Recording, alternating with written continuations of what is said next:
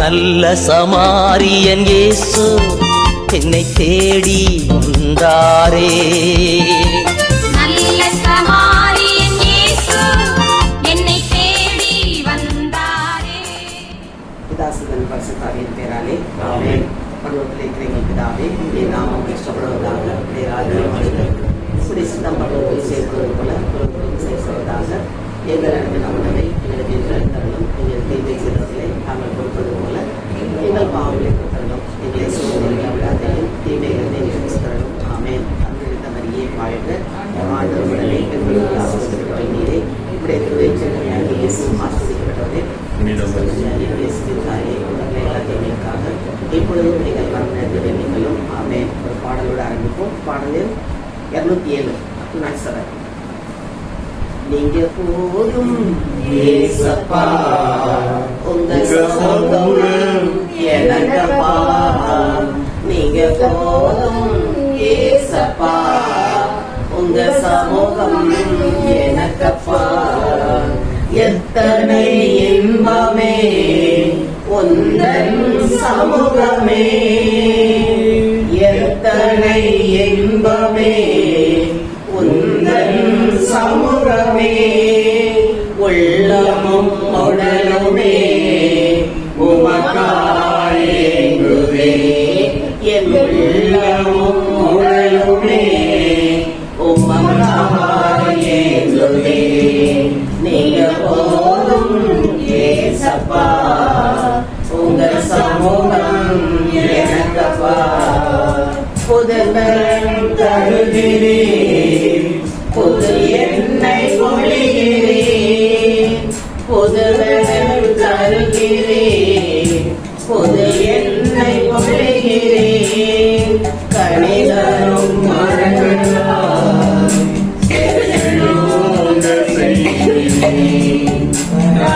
கணிதரும் மரங்களாய்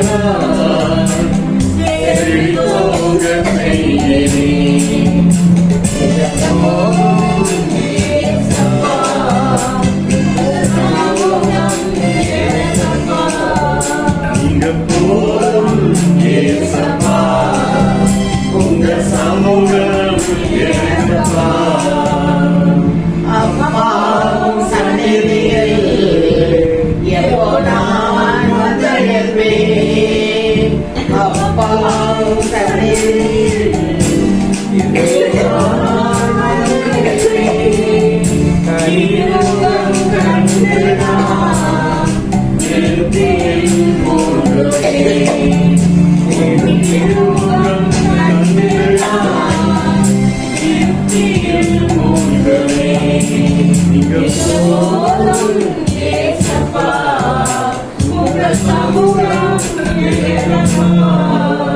நீங்க போதும் ஏசப்பா, உங்க சமூகம் எனக்கப்பா. உங்க சமூகம் எனக்கப்பா. தேனிலும் இனிமையே தெரியாத அமுதமே, தேனிலும் இனிமையே தெரியாத அமுதமே. தேனிலும் கிடைக்காத செல்வமே, தேனிலும் கிடைக்காத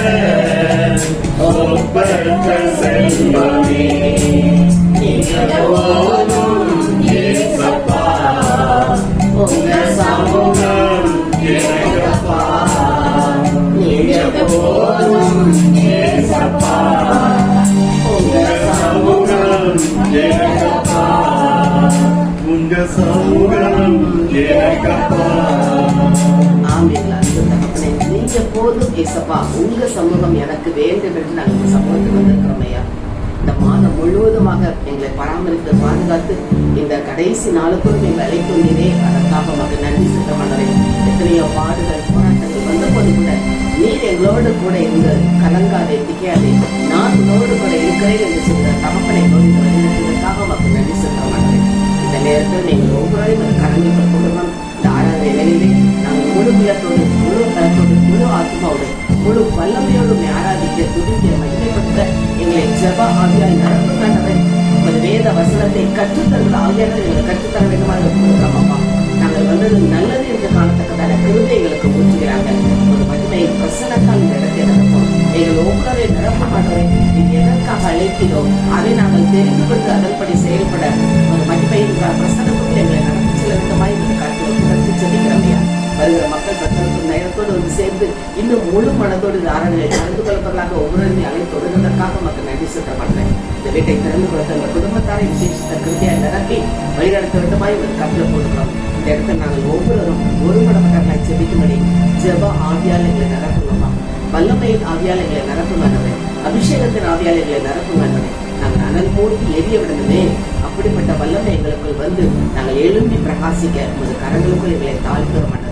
இந்த பிரேயர் நேரத்தில் எந்த டிஸ்டர்பன்ஸ் வராதபடி தேவ பிரசன்னத்தால் நடக்குங்க.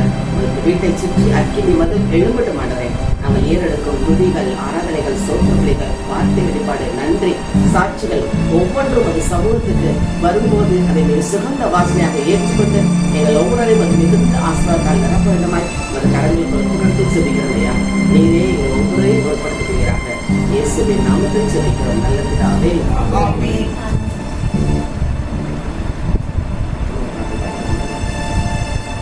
அதை அடுத்த பாட்டாரு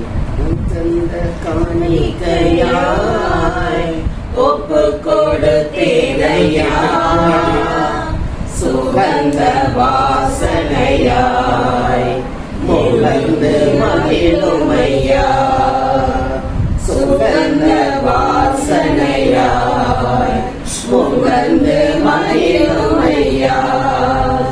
தகப்பனே உம்பீடத்தில் தகன வழியானேன். தகப்பனே உம்பீடத்தில் தகன வழியானேன். அக்கினி இறக்கிவிடும் முற்றிலும் எரித்துவிடும். அக்கினி இறக்கிவிடும் முற்றிலும் எரித்துவிடும்.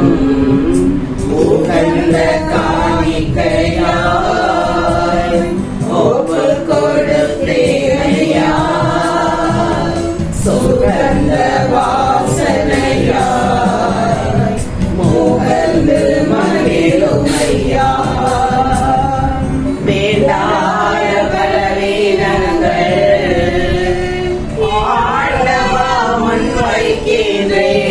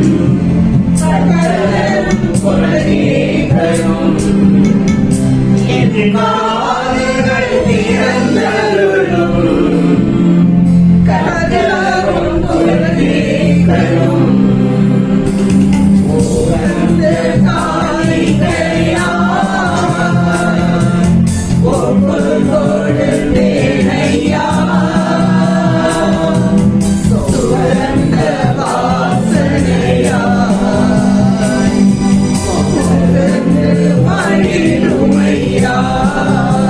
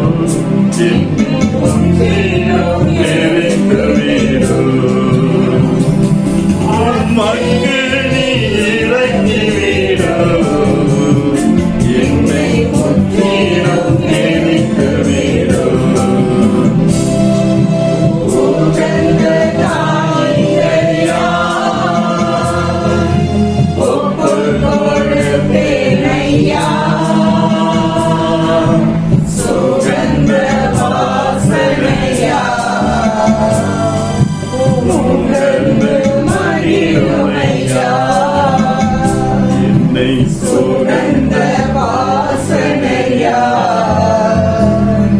உணர்ந்து மகிழுமையா. ஆண்டவரே, இப்போது கூட இதை முழுவதுமாக உமக்கு உகந்த தூய காணிக்கையாக ஒப்புக்கொடுக்கிறோம். பரிசுத்த அக்கினியை இப்போது ஒவ்வொருவர் மேலும் நீர் இறக்கி இதை முற்றிலும் பரிசுத்தமாகும். ஆண்டவரே, வேண்டாத வேண்டாத அந்த உலகத்தின் காரியம், வேண்டாத உலகத்தின் சிற்றின், பிரியமில்லாத அந்த காரியம் மீண்டும் மீண்டும் இதை விட தள்ளும் பாவம் எல்லாவற்றையும் உமக்கு முன்பாக ஒப்புக் கொடுத்து, ஆண்டவரே, உமக்கு முன்பாக எங்களையே தாழ்த்தி வேறு இரக்கத்தை பிடித்தவர் மண்ணை வந்திருக்கிறோம். ஆண்டவரே, சோம்பினால் எங்களை கிளவுகிறது போமா. இது எங்களுக்காக சிலுவையிலே சிந்தின இந்த பரிசுத்த ரத்தத்தினால் நீங்கள் ஒவ்வொருவரையும் கழுவி எங்கள் ஆவி, ஆத்துமா, சரீரம் முழுவதையும் முற்றிலும் பரிசுத்தமா. ஆண்டவரே, ஆண்டவரே, அப்படியே நீ செய்ய போகிற இருவை நன்றி. தேங்க்யூ, தேங்க்யூ, நன்றி. ஆமென். நீங்காத கருணீரங்கள்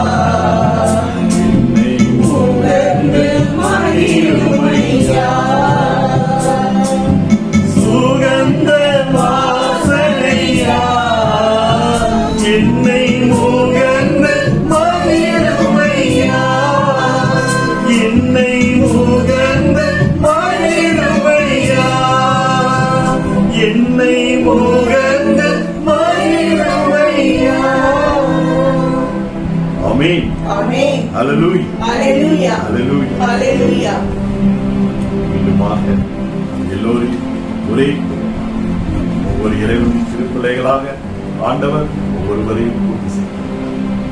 அருமையான இன்பமான செல்வதை முதலாவதாக ஆண்டவருக்கு அவரது பிரசனத்தில் குழந்தை தன் தாயை சுற்றி சுற்றி வருவதை போல ஆண்டவரை சுற்றி அவரது வார்த்தையை அவர் தரும் ஆனந்தத்தை உன்னத அபிஷேகத்தினால். ஆமென். ஆமென்.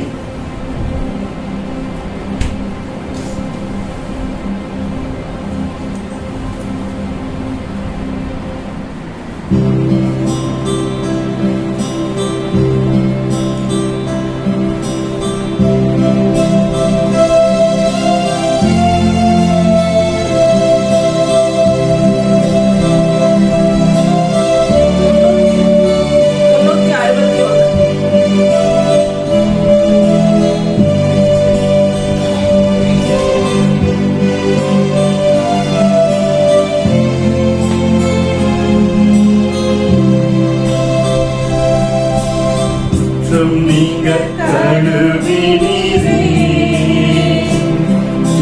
சுற்றி வருவேன் உம்மையே, நான் பற்றிக் கொண்டேன் உம் வசனம்,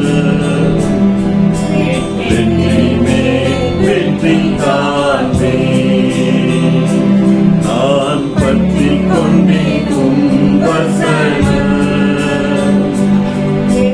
வெற்றி மேல் வெற்றி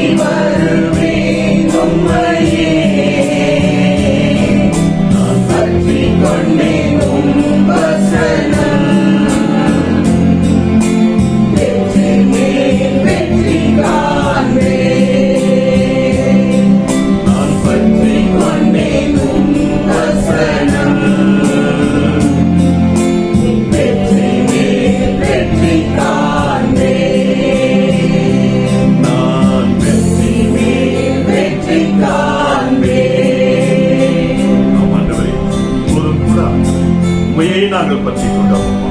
ஒரு வசனத்தை மாத்திரம் நாங்கள் பிடித்துக் கொண்டோம் அப்பா. வேதம் சொல்கிறது, கர்த்தருடைய வேதத்தில் பிரியமாயிருந்து இரவும் பகலும் அது தியானமாய் இருக்கிற மனுஷன் பாக்கியவான், அவன் செய்வதெல்லாம் வாய்க்கும் என்று வேதம் சொல்கிறது. ஆமாண்டவரே, நாங்கள் செய்வதையெல்லாம் வாய்க்க செய்யலாம் சித்தமாய் இருக்கிறீர்கள். ஆனால் நாங்களோ ஒரு வசனத்திலே பிரியமாயிருந்து இரவும் பகலும் ஞானமாய் இருக்கிற மனுஷனாக, மனுஷியாக, கிறிஸ்தவனாக மாற வேண்டும். அவ்வாறாக இப்பொழுதும் ஆவியானவர் நீர் எங்களை மாற்றுகிற கிருபைக்காய் நன்றி. வார்த்தையை குறித்த ஒரு தாகத்தை இங்கு வந்திருக்கிற ஒவ்வொருவருக்கும் தாருப்பா. ஆண்டவரே, வந்துள்ள ஒவ்வொருவரும் ஆண்டவரே இரவும் பகலும் வார்த்தையிலே பிரியமாயிருந்து அது தியானமாயிருக்கிறவர்களாக மாறுவார்களாக இருக்கிறார். ஆமாண்டவரேயா, இருள் சூழ்ந்த நாட்களிலும் இவர்கள் செய்வது அனைத்திலும் வெற்றி மேல் வெற்றி காண்பார்களாக. ஆமென், ஆமென், ஆமென். ஆண்டவரேயா, உம்மையே நாங்கள் நம்பியுள்ளோம் கர்த்தாவே. உம்மோடுதான் நாங்கள் நடக்கிறோம் கர்த்தாவே. ஆண்டவரேயா, கர்த்தரையே தன் நம்பிக்கையாக கொண்டிருக்கிற மனுஷன், ஆண்டவரையே தன் நம்பிக்கையாக கொண்டிருக்கிற மனிதன் வேறு பெற்றவன் எழுதப்பட்டிருக்கிறது கர்த்தாவே. உம்மை மாத்திரமே நாங்கள் நம்புகிறோம் கர்த்தாவே. ஒரு வார்த்தையை மாத்திரமே நாங்கள் நம்புகிறோம் கர்த்தாவே. நீர் எங்களுக்கு தந்த விலையேற பெற்ற வாக்குத்தத்தங்களை பிடித்துக் கொண்டு ஆண்டவரே உம்மையே நம்பி உமது பாதத்திலே வந்து சரணடைகிறோம் கர்த்தாவே. ஆண்டவரேயா, இப்பொழுதும் கூட கர்த்தாவே எங்கள் மீது பிரியம் வைத்து நீடிய ஆயுளால் எங்களை திருப்தியாக்கும் கர்த்தாவே. ஆண்டவரேயா, அவன் இடத்திலே வாஞ்சையாயிருக்கிறபடியினால் நீடித்த ஆயுளால் அவனை திருப்தியாக்குவே என்று சொல்கிறேன் கர்த்தாவே. அப்படியா கர்த்தாவே, ரட்சிப்பினால் எங்களை விழுத்தி நீடிய ஆயுளால் எங்கள் ஒவ்வொருவரையும் திருப்தியாக்குகிற கிருபைக்காய் நன்றி ஆண்டவரே. வந்துள்ள ஒவ்வொருவருக்கும் ஆயுசு நாட்களை கூட்டி தருகிற கிருபைக்காய் நன்றி ஆண்டவரே. யோபு எப்படி தன் பிள்ளைகளின் பிள்ளைகளை 4ஆம் தலைமுறை வரைக்கும் இருந்து கண்டாரோ அதுபோல கர்த்தாவே நீடிய ஆயுளால் எங்கள் ஒவ்வொருவரையும் நீர் திருப்தியாக்கும் அப்பா. ஆண்டவரேயா, சேஷ விதமாக உள்ள பிள்ளைகளை நீர் ஆசீர்வதியும் கர்த்தாவே. சிறு பிள்ளைகளை என்னிடத்திலே வரவிடுங்கள், அவர்களை தடுக்க வேண்டாம் என்று சொன்னீர். அவர்கள் மீது நீர் பிரியமாய் இருந்தீரே. இந்த சிறு பிள்ளை சாமுவேலை ஆண்டவரே இந்த ஜனத்தை நடத்துகிற நியாயாதிபதியாக தீர்க்கதரிசியாக தெரிந்து கொண்டீர். சின்ன பையன் தாவீதை ஆண்டவரே உமது ஜனத்தை மீது அரசாளுகிற ராஜாவாக அபிஷேகம் பண்ணி வைத்து ரகுவாத்தீரை கர்த்தாவே. ஆண்டவரேயா, உம்மை குறித்தல்லவா வேதம் சொல்கிறது, அவர் சிறியவனை புழுதியில் இருந்து எடுத்து எளியவனை குப்பையிலிருந்து உயர்த்துகிற கர்த்தர். பிரபுக்களோடும் ராஜாக்களோடும் அமரம் பண்ணி அபிஷேகம் பண்ணி அவனை அழகு பார்க்கிற கர்த்தர் என்று எழுதப்பட்டிருக்கிறார். அப்படியாக கர்த்தாவே, ஆவியிலே எளிமையுள்ள, ஆவியிலே சிறியவர்களாய் இருக்கிற நீங்கள் ஒவ்வொருவரையும் நீடிப்போது தூக்கி வைத்து ஆண்டவரே உயர்த்துகிற கிருபைக்காய் நன்றி ஆண்டவரே. Thank you Jesus. Thank you. ஆமென், ஆமென், ஆமென். உமது ஜனத்தின்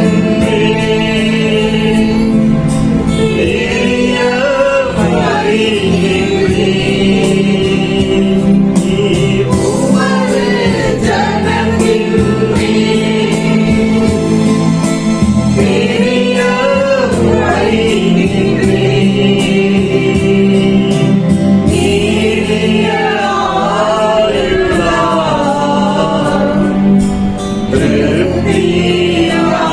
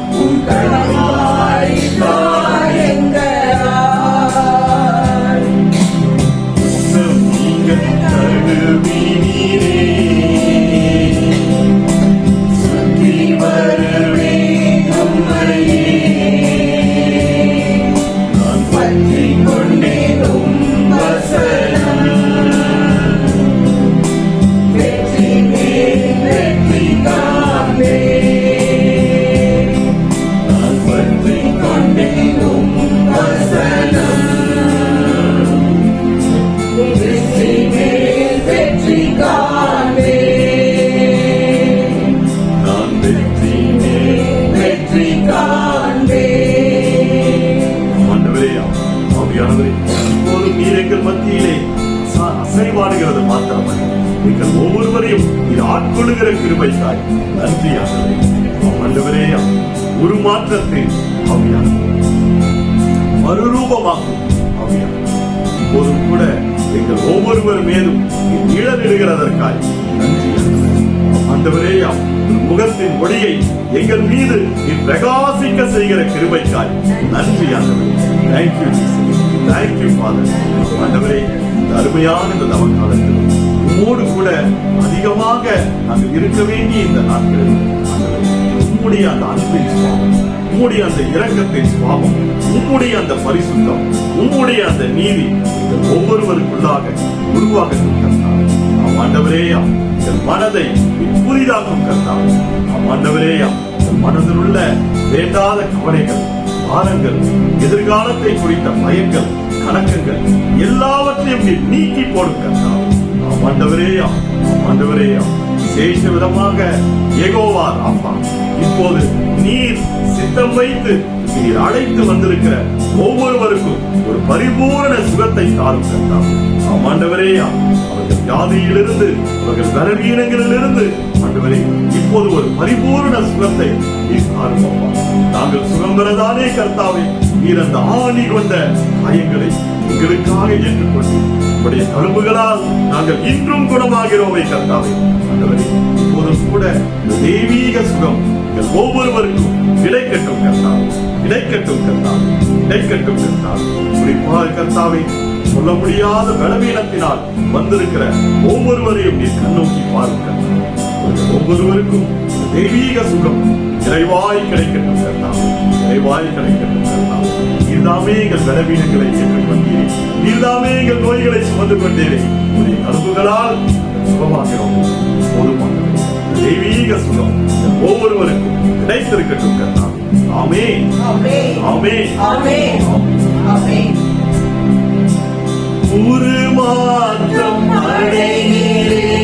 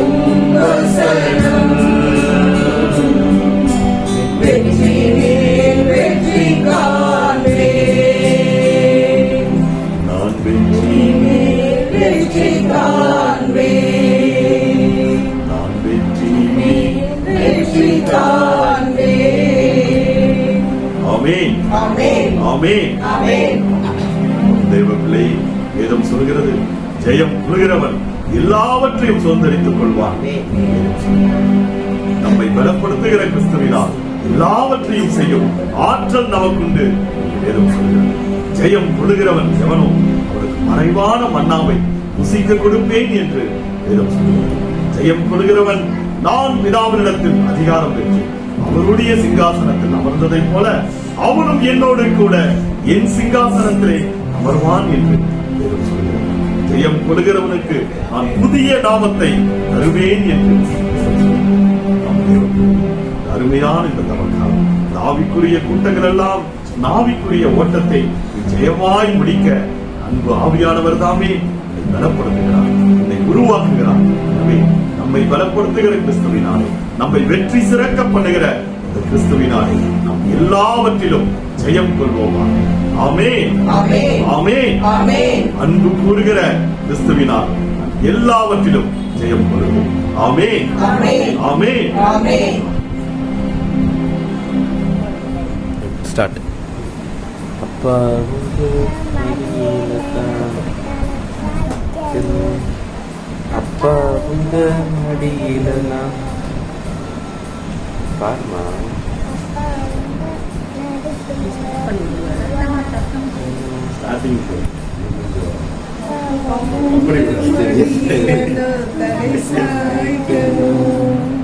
அப்பா உங்க நினைப்புல நான் உயிர் வாழணும்.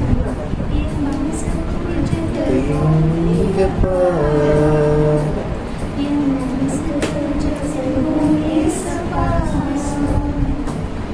என் மனசு புரிஞ்ச தெய்வம் நீங்கப்பா, என் மனசு நிறைஞ்ச செல்வம் ஏசப்பா. அப்பா உங்க மடியில நான் தலை சாய்க்கணும், அப்பா உங்க மடியில நான் உயிர் வாழணும். என் உசுருக்குள்ள கலந்து நீங்க உயிர் வாழ்வது ஏனும், உசுரத்தன் பாடுறேன்.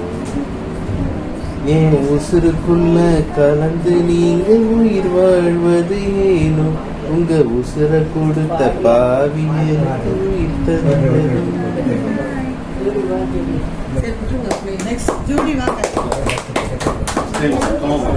சங்கீதம் 100. பூமியின் குடிகளே எல்லோரும் கர்த்தரை கம்பீரமாய் பாடுங்கள், மகிழ்ச்சியோட கர்த்தருக்கு ஆராதனை செய்து ஆனந்த சத்தத்துடன் சன்னதி முன் வாருங்கள். கர்த்தரே தேவன் என்று அறியுங்கள், நாம் அல்ல அவரே நம்மை உண்டாக்கினார். நாம் அவர் ஜனங்களும் அவர் மேய்ச்சல் நாடு முழுவதும் ஆடுகளாய் இருக்கும். அவர் வாசல் துதியோடும் அவர் சகரங்களுக்கும் புகழ்ச்சியோடும் பிரவேசித்து அவரை துதித்து அவர் நாமத்தை ஸ்தோத்திரியுங்கள். கர்த்தர் நல்லவர், அவர் தீர்ப்பு என்றென்றைக்கும் அவர் உண்மை தலைமுறைக்கும் இருக்கும். ஆமென், ஆமென். அடுத்த முறை பாட்டு பாடல் வாசிப்போம். தொடக்க நூல் ஆதியாகமம் 15ஆம் அதிகாரம் 13ஆம் வசனம். தொடக்க நூல் ஆதியாகமம் 15ஆம் அதிகாரம் 13ஆம் வசனம் வாசிப்போம். பைபிள் என்றால் பைபிள் என்ன? தரம் பைபிள். ஆண்டவர் வாசி. ஆண்டவர் ஆபிரகாமிடம், நீ உறுதியாக தெரிந்து கொள்ள வேண்டியது, ஆ. உன் வழிமரபினர் வேறொரு நாட்டிற்கு உன் வழிமரபிற வேறொரு நாட்டிற்கு பிழைத்துச் செல்வர். ஆ. அங்கே அவர்கள் 400 ஆண்டுகள் அடிமைகளாக கொடுமைப்படுத்தப்படுவர். 400 ஆண்டுகள் அடிமைகளாக கொடுமைப்படுத்தப்படுவர். அடிமைகளாக கொடுமைப்படுத்தப்படுவர். அது அப்படியே இருக்கு. இப்ப விடுதலை பயணநூல் யாத்திராகும் 12ஆம் அதிகாரம் 40 வாரம். விடுதலை பயணநூல் யாத்திராகும் 12 அந்த பக்கத்தை அப்படியே வச்சு. எகிப்தில் குடியிருந்த இஸ்ரேல் மக்கள் அங்கு வாழ்ந்த காலம் 430 ஆண்டுகள். 430 ஆண்டுகள். இப்ப எகிப்தில் வாழ்ந்தது 430 400 ரெண்டு பைபிள்ல தான் இருக்கு. ஆபிரகாம் ஆண்டவர் சொல்றது தப்பா? என்னது? இப்ப இருக்க ஆட்கள் தான். வேதத்தில் சொல்றது எதுவும் தப்பு கிடையாது. ரெண்டு ரைட். 400 ஆண்டுகள் அவர் சொன்னது எகிப்தில் நீங்க இருப்பது 400. ஆனா 430 ஆண்டுகள் இருந்தாங்களா? இல்ல 400 ஆண்டுகள் இருந்தாங்களா? இல்ல 215 ஆண்டுகள் தான் இருந்தாங்களா? சிம்பிள் கேள்வி. மோசே எத்தனை வருஷம் இருந்தாரா? எத்தனை வருஷம் கிளம்புனாங்க? இங்க மூத்தைக்கு என்ன வயசு? 80 வயசு. மோசையோட அப்பா பேர் என்ன? அப்ரோட். அவர் 137 வயசு வரைக்கும் இவருடன் இருந்திருக்கார். அவர் அங்கதான் பிறந்தார். எங்க பிறந்தாரு? எகிப்துல தான் பிறந்தாரு. அவருடைய அப்பா யாரு? கோகா. பாத்தீங்க, கோகா ஆதியாகவும் தொடக்கணும் 46:11 இருக்கு பாருங்க. கோகாப்பெல்லாம் அந்த 70 பேர் வர்றாங்க இல்லையா காணாம இருக்கிறது, அவங்கள ஒரு ஆளா வர்றாரு. ஆதியாகம் தொடக்கம் 46:11. லேவியர் அவர்களுடைய குமாரர் ஆ. கெர்சோன், கோகாத், பெத்தோன், கோகாட். அப்ப இவங்க அங்கிருந்து வராங்க. வரப்ப இவருக்கு என்ன வயசுன்னு எனக்கு தெரியல. ஆனா அவர் வாழ்ந்த காலம் 133 வருஷம். அவர் வாழ்ந்த 133, மோசேயுடைய அப்பா அப்ரோன் வாழ்ந்த 137. என்ன கூட்டம் வருது? 133 + 137 270. மோசேக்கு என்ன வயசு? 80. 350 வயசு தான் வருது. 350 மொத்தமா கூட்டம் என்ன கழிக்க வேண்டியிருக்கு. அப்ப 400 வருஷம் எங்க இருந்தாங்க அவங்க? 430 வருஷம் எங்க இருந்தாங்க அவங்க? இந்த 350லயும் மோசே பிறந்தப்ப அவங்க அப்பாவுக்கு ஆரோன் பிறந்திருக்காரு, தாமார் பிறந்தார், மிதியாம் பிறந்திருக்கா. அதுக்கப்புறம் தான் மோசே பிறந்திருக்காரு. அப்ப அவங்க அப்பாவுக்கு ஒரு 40 வயசா இருக்குமா? மோசே பிறந்தப்ப இருக்குமா இருக்காத? அப்ப 40 வயசை கழிச்சுக்கலாமா? 350 போச்சா 310. அவங்க அப்பா அர்போன் அம்ரோன் அங்க வர அவர் வாழ்வு வயதுல வராரு. எங்க இருந்து? காணாது. ஒரு 30 வயசு அவரை கழிச்சிருக்கு. இப்ப 310 30 கழிச்சா என்ன ஆச்சு? 280. இந்த கணக்குகள் அப்ராக்சிமேட் கணக்கு. அப்ப எவ்வளவு ஆண்டு இருந்திருக்க முடியும் எகிப்துல? 280 ஆண்டு. அப்ப இது கரெக்டா தப்பா? நாம் 430 400 சொல்றோம். இருப்ப கணக்கை பார்த்தா 280 ஆண்டு, கொஞ்சம் முன்ன பின்னா 300 ஆண்டு 270 300 வரைக்கும். எது சரி? வாசிங்க கலாத்தியர் 3ஆம் அதிகாரம் 17ஆம் வசனம் வாசிங்க. கலாத்தியர் 3ஆம் அதிகாரம் 17ஆம் வசனம் வாசிங்க.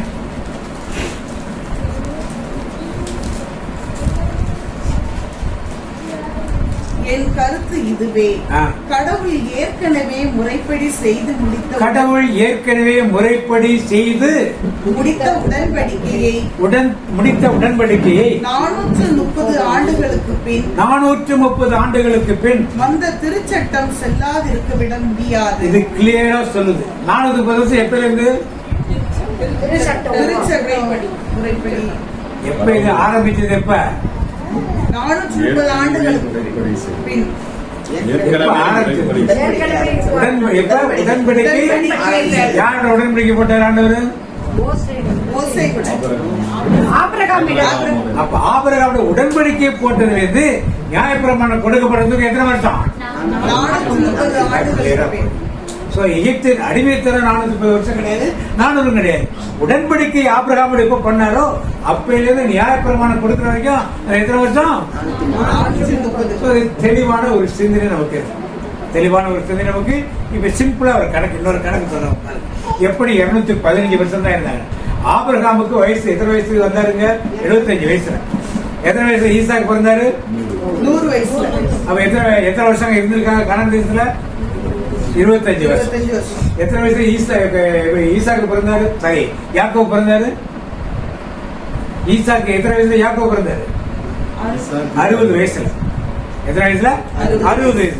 60 + 25 எவ்வளவு? 85. அப்ப யாக்கோபு எத்தனை வருஷம் உயிர் வாழ்ந்தார்? கடைசியா எகிப்துக்கு வந்தோடனே செத்து போயிட்டாரு. 130 வருஷம் மொத்தம்.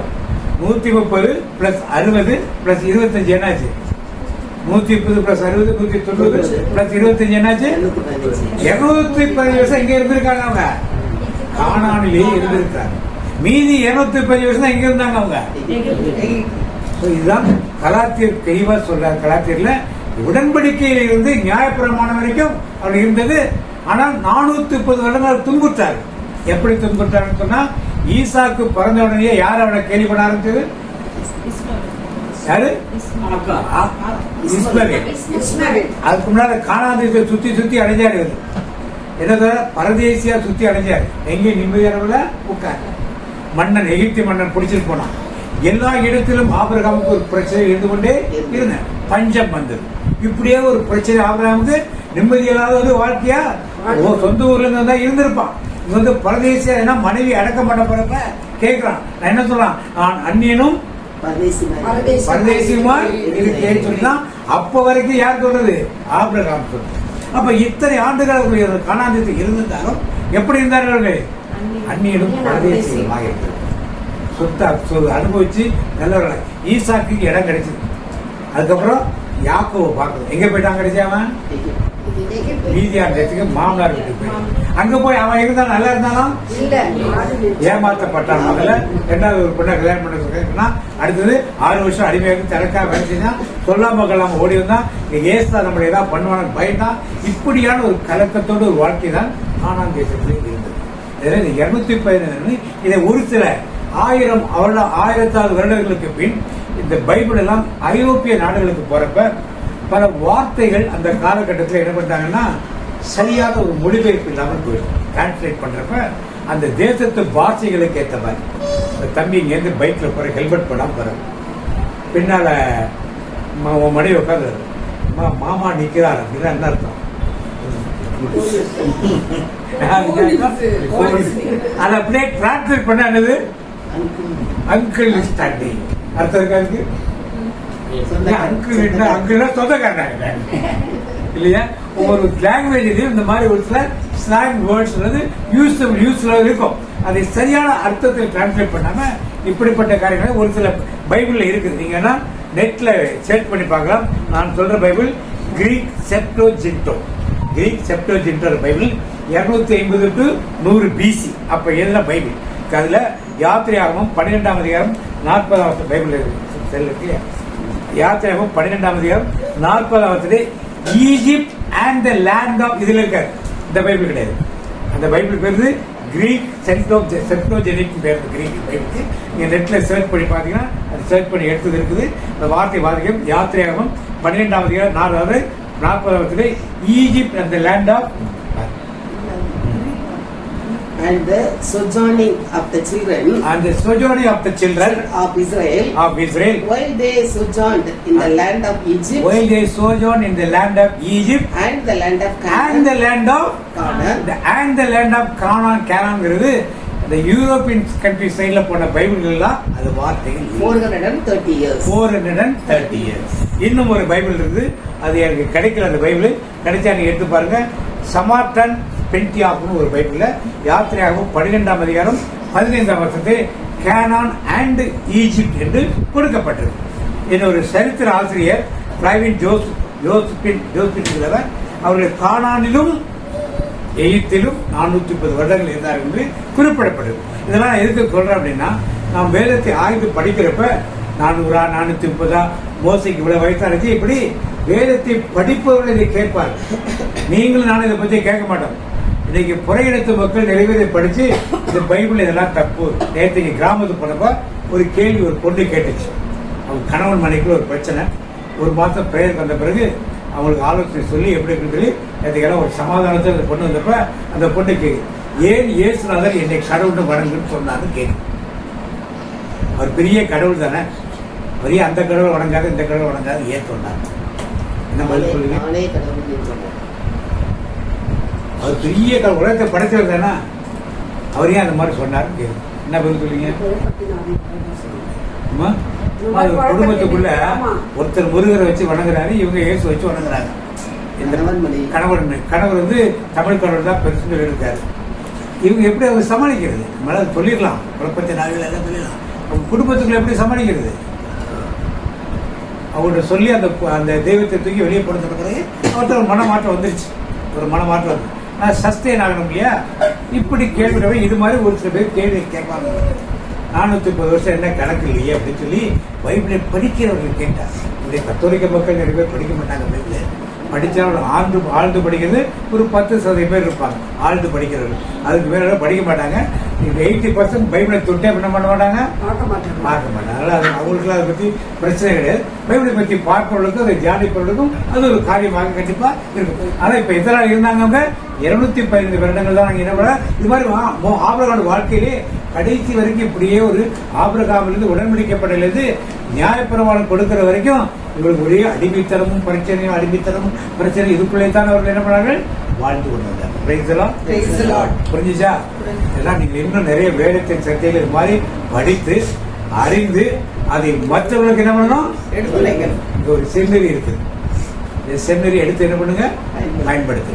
அவங்க வீட்டுல அன்பிய நடக்கும், பிரேயர் மீட்டிங் நடக்கும், வாரத்தில் ஒரு நாள் நடக்கணும். இது செமினரி பைபிள் டீச்சர் நடக்கும். பைபிள் டீச் பண்ணுங்க. வேற பெருசா பிரேயர்லாம் ஒண்ணு பண்ணலாம். ஆண்டு வார்த்தை உள்ள போச்சுன்னா ஆட்டோமேட்டிக்கா என்ன பண்ணும்? செய்ய ஆரம்பிக்கும். இன்னைக்கு வேதத்தின் கதவுகள் சாரி கிருபையின் கதவுகள் அடைக்கப்பட்ட காலம். கிருபையின் கதவுகள் வேதத்தில் எங்கெல்லாம் கதவுகள் அடைக்கப்படும் சொல்லுங்க. 400 வருடங்கள் கிருபையின் கதவுகள் எங்கே அடைக்கப்படும்? பிராக்டிகலா கதவு அடைக்கப்பட்டது. சொல்லுங்க இந்த நோவா பெட்டகம் செஞ்சு கரெக்டா சொல்லிருக்காங்க. நல்ல ஒரு கை தட்டமா. இப்ப மக்கள் அந்த பதில் சொல்லணும்னா தேவா பிறந்த மாதிரி எங்களுக்குலாம். அப்புறம் அடுத்தது இவர் மாதிரி ஆளுங்க சொன்னா பரவாயில்ல. அப்புறம் சிஸ்டர் சென்னை சிஸ்டர்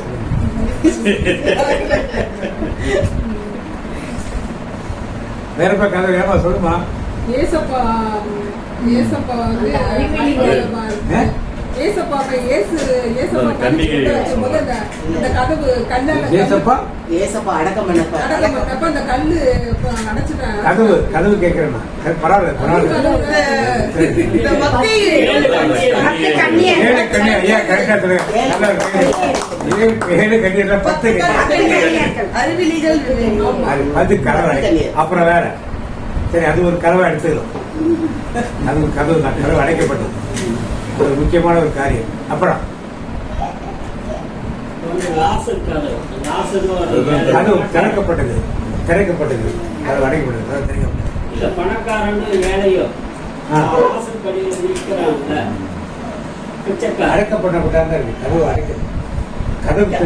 கதவு அடைக்கப்பட்டது.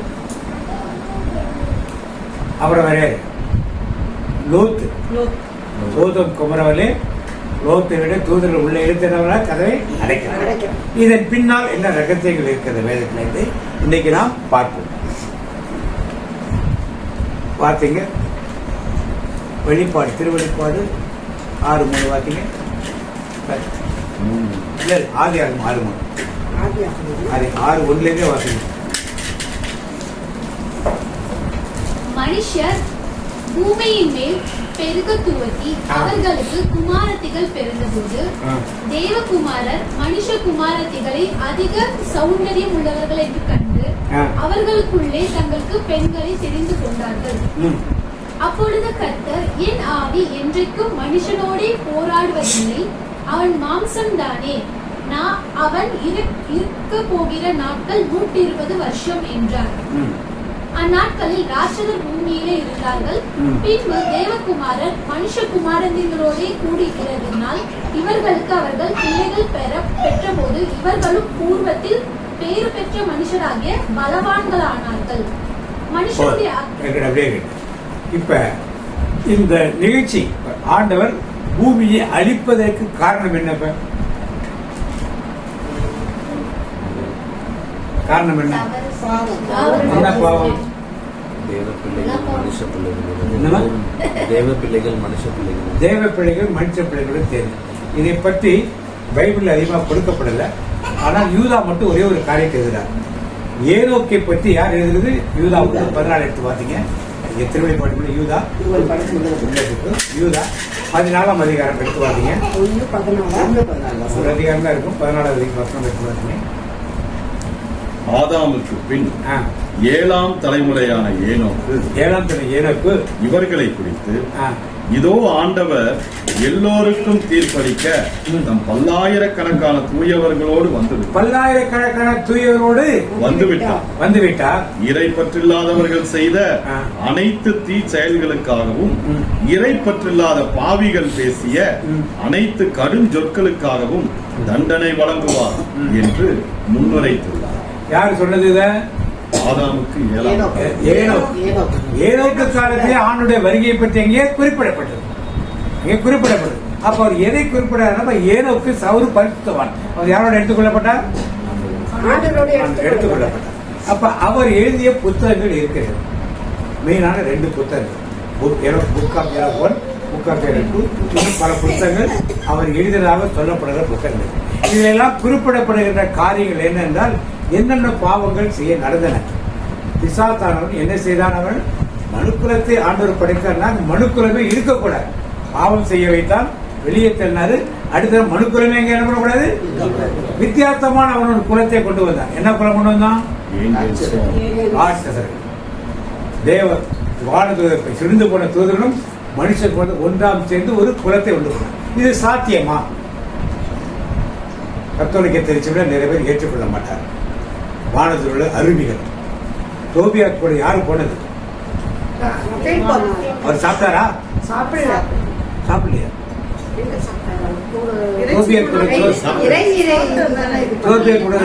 ஒரு 3 வருஷம் 2 வருஷம் போட்டு சாப்பிடாம உட்காந்துருந்தாரு அவரு. அவர் கண்ணுக்கு பட்டாரா? தொட முடிஞ்சிச்சா? பேச முடிஞ்சிச்சா? அவர் என்ன போய் டைவ் அடிச்சு மீன்லாம் பிடிச்சிட்டு வந்தாரா? எல்லாம் செஞ்சார்ல? கேக்குறது அவர் மனுஷ ரூபத்துல எல்லாத்தையும் செஞ்சாரா செய்யலையா? அதுதான் வேணும். அதுதான் அவர் ஏனோக்கு அங்கே குறிப்பிடுகிறார். ஏனோக்கு அடுத்தது வேதம் சொல்றது, நீங்கள் விருந்தாளிகளை உபசரிக்கும் பொழுது இங்க வானதூதர்களையும் உபசரித்தவர்களாக இருப்பேன். இப்ப வானதூதரை சாப்பிடாம சாப்பிட மாட்டாங்க.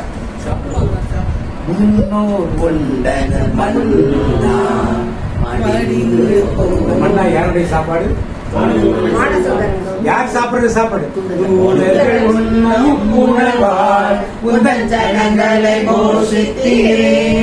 சாப்பிடாம சாப்பிட மாட்டாங்க. லோத்தின் காலத்திலே தூதர் 2 பேர் போறாங்க. அந்த ஊர் மக்கள் என்ன பண்ணாங்க? இவர்களோடு நாங்கள் உறவு கொள்ள வேண்டும் என்று தூதரோட உறவு கொள்ள முடியுமா? முடியாதா? இது ஏனோக்கு புத்தகம் தெளிவா சொல்லுது.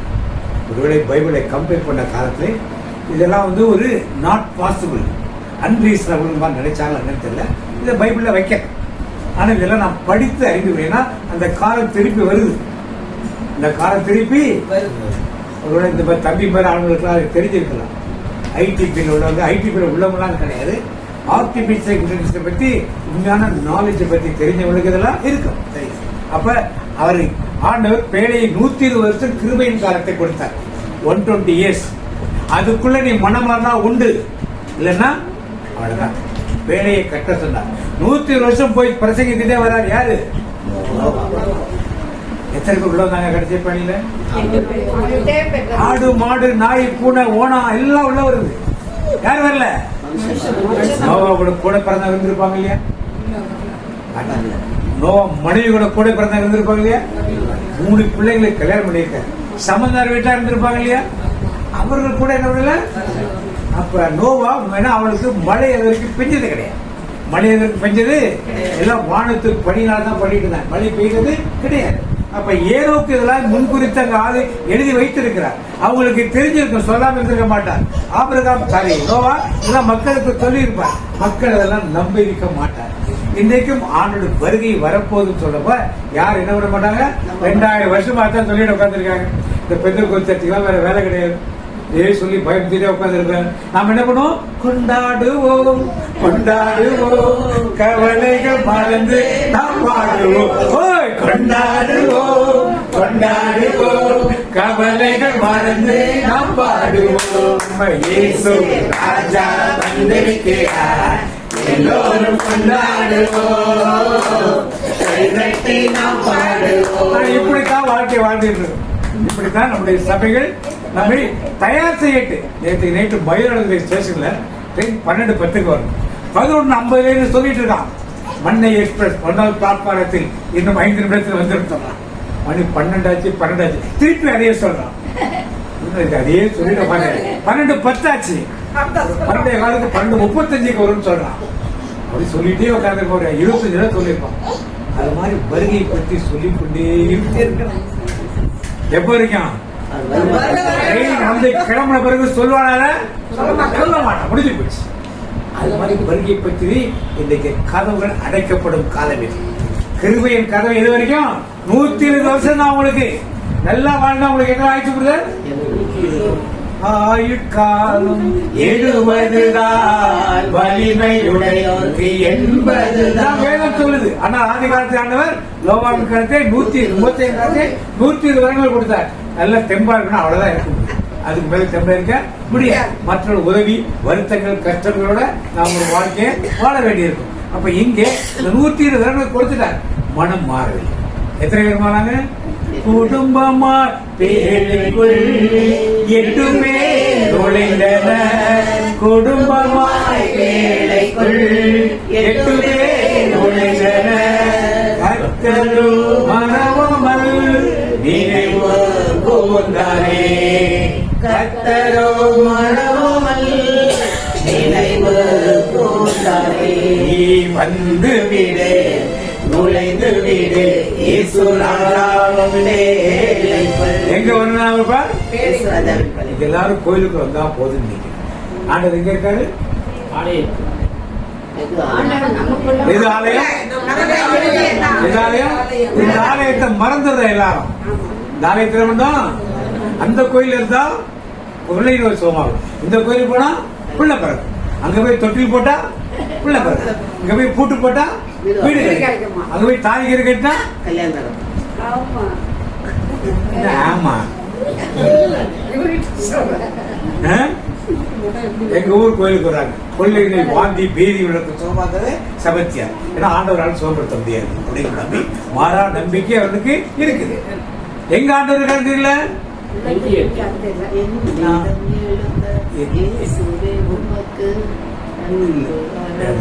நான் அவர் ஆலயம் எனக்குள்ளே இயேசு. பக்கத்துல சொல்லுங்க,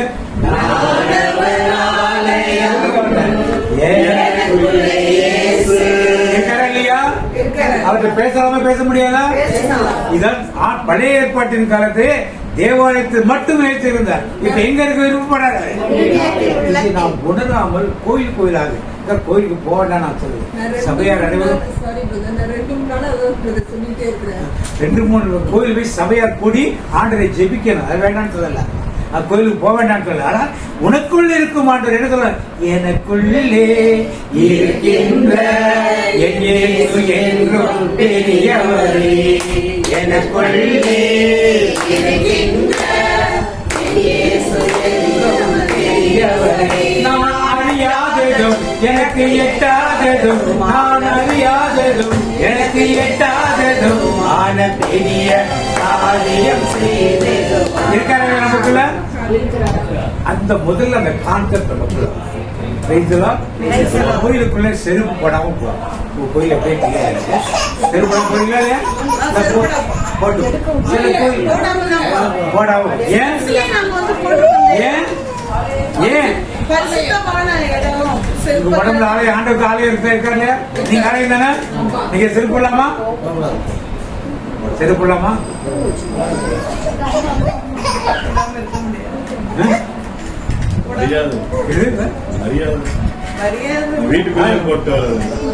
மரியாதை வீட்டுக்குள்ள அழுக்காயிடும் சொல்லுங்க.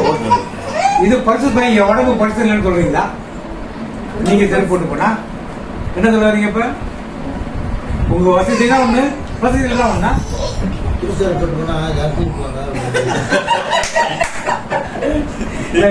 நாளையில சிட்டில எல்லாம் உள்ள போட்டு வர்றாங்க. அதாவது முக்காடு போடணும்னு சொல்லிருக்கு. முக்காடு போடுறாங்க எல்லாரும். இதுதான் போராடி இருக்க. எதுக்கு போராடிங்க? முக்காடு போடாம இப்ப இழுத்து போச்சுக்கிறது, பின்னாடி பேனு சட்டை பூக்கு இதெல்லாம் பாத்துக்கிட்டு இருக்கு. ஆண்டவருக்குள்ள மேய்ப்பர் என்ன பண்றாரு? இதெல்லாம் பார்த்து வேடிக்கை பாக்குறாரு. அவங்க மேய்ப்பர் சொன்னா சர்ச்சுக்கு வரதே பெருசுமா, பாரின் கலாச்சாரம் பார்த்து அரை ஒரு ட்ரெஸ்ல வர்றாங்க, பாதத்தை சொல்றதுக்கு பயப்படுறாங்க. நான் போய் ஒரு பாதத்துக்கு சொன்னாதான் அவர்களுக்கு வந்து உள்ள ஒரே ஒரு ஆண்டவருடைய திரு சரீரத்தை வாங்கும் போது கூட கேள்விக்கு பதில் சொல்லிடுறேன்.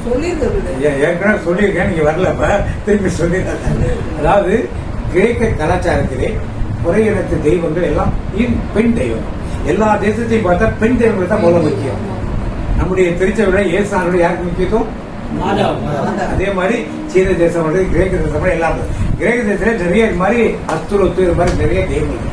அதுல குறிப்பாக இந்த கடலோர பட்டணங்களோட கிரேக்க கோயில்கள், கொரிந்துப்பட்டினம், எபேசு பட்டணங்கள்லாம் அந்த தெய்வங்களுக்கு என்ன காணிக்கைனா விபச்சாரம் செய்வதுதான் காணிக்கை. நீ எத்தனை ஆண்களோடு விபச்சாரம் செய்யோ அதான் காணிக்கை. ஆனா அந்த ஆலயங்களை நிறைய தேவதாசிகள் வச்சிருப்பாங்க. நம்ம ஊர்லயும் தேவதாசிகள்லாம் இருந்துச்சு, எல்லாம் கிடையாது. சின்ன வயசுல படிச்சிருக்கோம், இப்ப அதெல்லாம் ஒளிஞ்சு போச்சு, ஒன்றும் கிடையாது. விஜயநகர பேரரசு இருந்தப்ப நிறைய இந்த காரியங்களை செய்யலாம் படிச்சிருக்கோம். அது மாதிரி அவர்களுக்கு பழக்கம். அந்த கிரேக்க பெண்கள் எல்லாம் மனமாற்றி நம்முடைய ஆலயத்துக்கு கூட்டி வரப்பட்டார்கள். கூட்டி வரப்பட்டோன்னா அங்கே ஆட்கள் குறைஞ்சிட்டாங்க நிறைய பேர். உடனே அவங்க ரோட்ல போற பெண்களுக்கு, வீட்டுல இருக்க பெண்கள்லாம் நீ அந்த ஆலயத்துக்கு விபச்சாரம் செய்வையான்னு கூப்பிட ஆரம்பித்தார். இது ஒரு பெரிய பிரச்சனை ஆகி சீசருக்கு போனப்ப சீசர் என்ன சொல்லிட்டாங்கன்னா, குடும்ப பெண்கள் முக்காடு போட்டது, முக்காடு போட்ட பெண்களை இவர் கூப்பிடக்கூடாது, முக்காடு போடாத பெண்கள் நீங்க கூப்பிடலான்னு சொல்லி ஒரு கட்டளை படுத்தினா எல்லா பெண்களும் முக்காடு போட ஆரம்பித்தார். இதெல்லாம் வந்து ஒரு 19ஆம் நூற்றாண்டு 20ஆம் நூற்றாண்டுல ஐரோப்பாவில் இதெல்லாம் அவங்க படிச்சு பார்த்துட்டு இதுக்குத்தானே முக்காடு போட வேண்டாம்னு சொன்ன பொண்ணு சொன்னாங்க, நாங்க எதுக்கு போடணும், புரியுதா, நாங்க போட மாட்டோம்னு சொல்லி ஐரோப்பாவோட பெண்கள் எல்லாம் முக்காடு போட விட்டுட்டாங்க. அதை பார்த்து நம்ம சிஸ்டர்ஸ் என்ன பண்ணாங்க, முக்காடு போடுறத கொண்டு போயிட்டாங்க. எந்த காட்டு விட்டாங்க. அதனால இது இப்ப நீங்க என்ன நினைக்கிறீங்க, பவுல் சொல்றாரு என்ன சொல்றாரு, உங்கள் சிகை அலங்காரங்களோ மயிரை பின்னுதலும் தலை அலங்காரமும் மற்றொரு இடர்கள் படாமல் இருக்கணும், அதுக்காக அதை மூடிக்கணும், அதுதான் முடிய ஆண்டவர் கொடுத்திருக்காரு சொல்லி பவுல் தெளிவா முக்காடு போடணும்னு பற்றி சொல்றாரு. அதான் முக்காடு போற பழக்கம் ஏன் வந்ததுன்னா இப்படிதான் வந்தது. இதை வைத்து தான் மக்கள் எல்லாம் பேசி அதனாலதான் ஃபாதர் சொல்றது கிடையாது. அவங்களுக்கு வரலாறுலாம் தெரியும். அவங்க திருப்பி வைத்து கேட்டாங்கன்னா என்ன பண்ணுன்னு இதெல்லாம் சொல்லணும். ஆனால் மயிர் அலங்காரம் பண்ணாம வரணும், ஒரு உடை எப்படி இருக்கணுங்கிறத பத்தி தெளிவான ஒரு சொல்லி. கடம்பத்தூர்ல ஃபாதர் அப்படின்னு சொல்லிட்டாரு, லிப்டிக் போட்டு வராங்களே, நன்மை கொடுக்குறாங்களே, ஒரு கை விரல்ல படுக்கல, தெளிவாக சொல்லிட்டாரு. நன்மை கொடுக்குற ஏசப்பா அதை கொடுக்குற, நீ லிப்டிக் போட்டு வந்தா நம்ம கொடுக்குற எங்க விரல்ல அதை படுது, அது ஆண்டவர் எவ்வளவு வருத்தப்படுவாருன்னு கொஞ்சம் யோசித்து பாருங்க. சரி, ஓகே. நம்ம அடுத்து கிருபையின் கதவு முதல் 7:16 ஆதியாகமம் 7:16.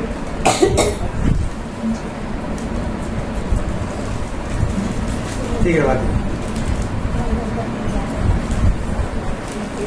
கடவுள் அவர்களுக்கு கட்டளையிட்டபடி உள்ளே சென்றவை எல்லாம் ஒவ்வொரு உயிரினத்திலும் ஆணும் பெண்ணுமாக உள்ளே சென்றன. அதன் பின் ஆண்டவர் அவரை உள்ளே விட்டு கதவை மூடினார். ஆண்டவர் உள்ளே விட்டு கதவை மூடினார். அதுக்கப்புறம் யாராவது உள்ள நுழைய முடிஞ்சுச்சா? முடியல. எல்லாரும் என்ன பண்ணாங்க, தண்ணியில தத்தளிக்கிறப்ப எல்லாம் கதவை எங்க இருக்குன்னு தேடி வந்திருப்பான் உள்ள போறதுக்கு. ட்ரை பண்ணி அதை பத்தி பைபிள்ல கொடுக்கல, அவனுக்கு கிடைச்சுதான் கிடைக்கல. ஆண்டோட வருகை சமீபத்தில் இருக்கு. அந்த வருகை எப்படி ஏனோக்கின் காலத்தில் நடந்தது போல, நோவாவின் காலத்தில் நடந்தது போல என்ன பண்ணாங்க, ராட்சதரை உருவானார்கள். இன்னைக்கு அந்த நிலை வருவதற்கு வாய்ப்புகள் இருக்கு. இன்னைக்கு பார்த்திருக்கீங்க ரோபோக்கள் எப்படி எப்படிலாம் ஆர்டிபிஷியல் வேலை செய்திருந்ததை பார்த்திருக்கோம். எல்லாமே டாக்டரா வேலை செய்யும் போது, நர்ஸா வேலை செய்யும் போது, இனிமேல் ஹஸ்பண்டா வேலை செய்யும், ஒய்ஃபா வேலை செய்யும். அப்ப என்ன உருவாகும், என்ன பேர் நடந்தது, நோவா காலம். இதெல்லாம் வந்து தேவன் சொன்னது, நம்ம காலத்துல முழுமையா நடக்காம இருக்கலாம். சொன்ன மாதிரி அரக்கர்கள் வந்து உருவான பத்தி பைபிள் பழைய ஏற்பாட்டு பைபிள்ல இருக்குது. இதெல்லாம் வாட்சுங்க, இதெல்லாம் வாட்சி, நீங்க பைபிள் எடுத்து வாட்சி. இதுல இல்ல, பழைய நம்மளுடைய பழைய இதெல்லாம் வாட்சி, வாட்சிங்க. ஆதியாகமத்துக்கு வாட்சி இருக்குது. அதனால இதெல்லாம் ஒரு காலத்தில் நம்ம காலத்துல நடக்குதோ இல்லையோ, நம்முடைய பிள்ளைகள் காலத்துல கண்டிப்பாக விளையாடணும். இன்னைக்கு ஏஐ வந்துட்டு வேலை கிடைக்காது, அது கிடைக்காது. ஐடி இண்டஸ்ட்ரி வந்தப்பே அப்படிதான் சொன்னாங்க, வேலை கிடைக்காமனா போகாது. கண்டிப்பா அதுக்கு ஒரு மாற்று வழிகள் கண்டிப்பா இருக்கு. அதனால யாரும் பயப்பட வேண்டிய தேவைகள் நமக்கே கிடையாது. ஆனால் இப்படி ஒரு அந்த சந்ததிகள் உருவாவதற்கு வாய்ப்புகள் இருக்கு. ஏஐ ரோபோ வந்து ஆபரேஷன் பண்ணுது. ஏஐ ரோபோ சர்வரா இருக்குது. கொரோனா பீரியட்ல இருந்து சர்வரா மாறிடுச்சு. ஹாஸ்பிட்டல் எல்லாம் தர்த்தா வேலை செய்யுது எல்லாமே. இது மாதிரி ஒண்ணு ஆரம்பிச்சு ஒய்ஃப் ஆகும், ஒன்று ஹஸ்பண்ட் ஆகும்.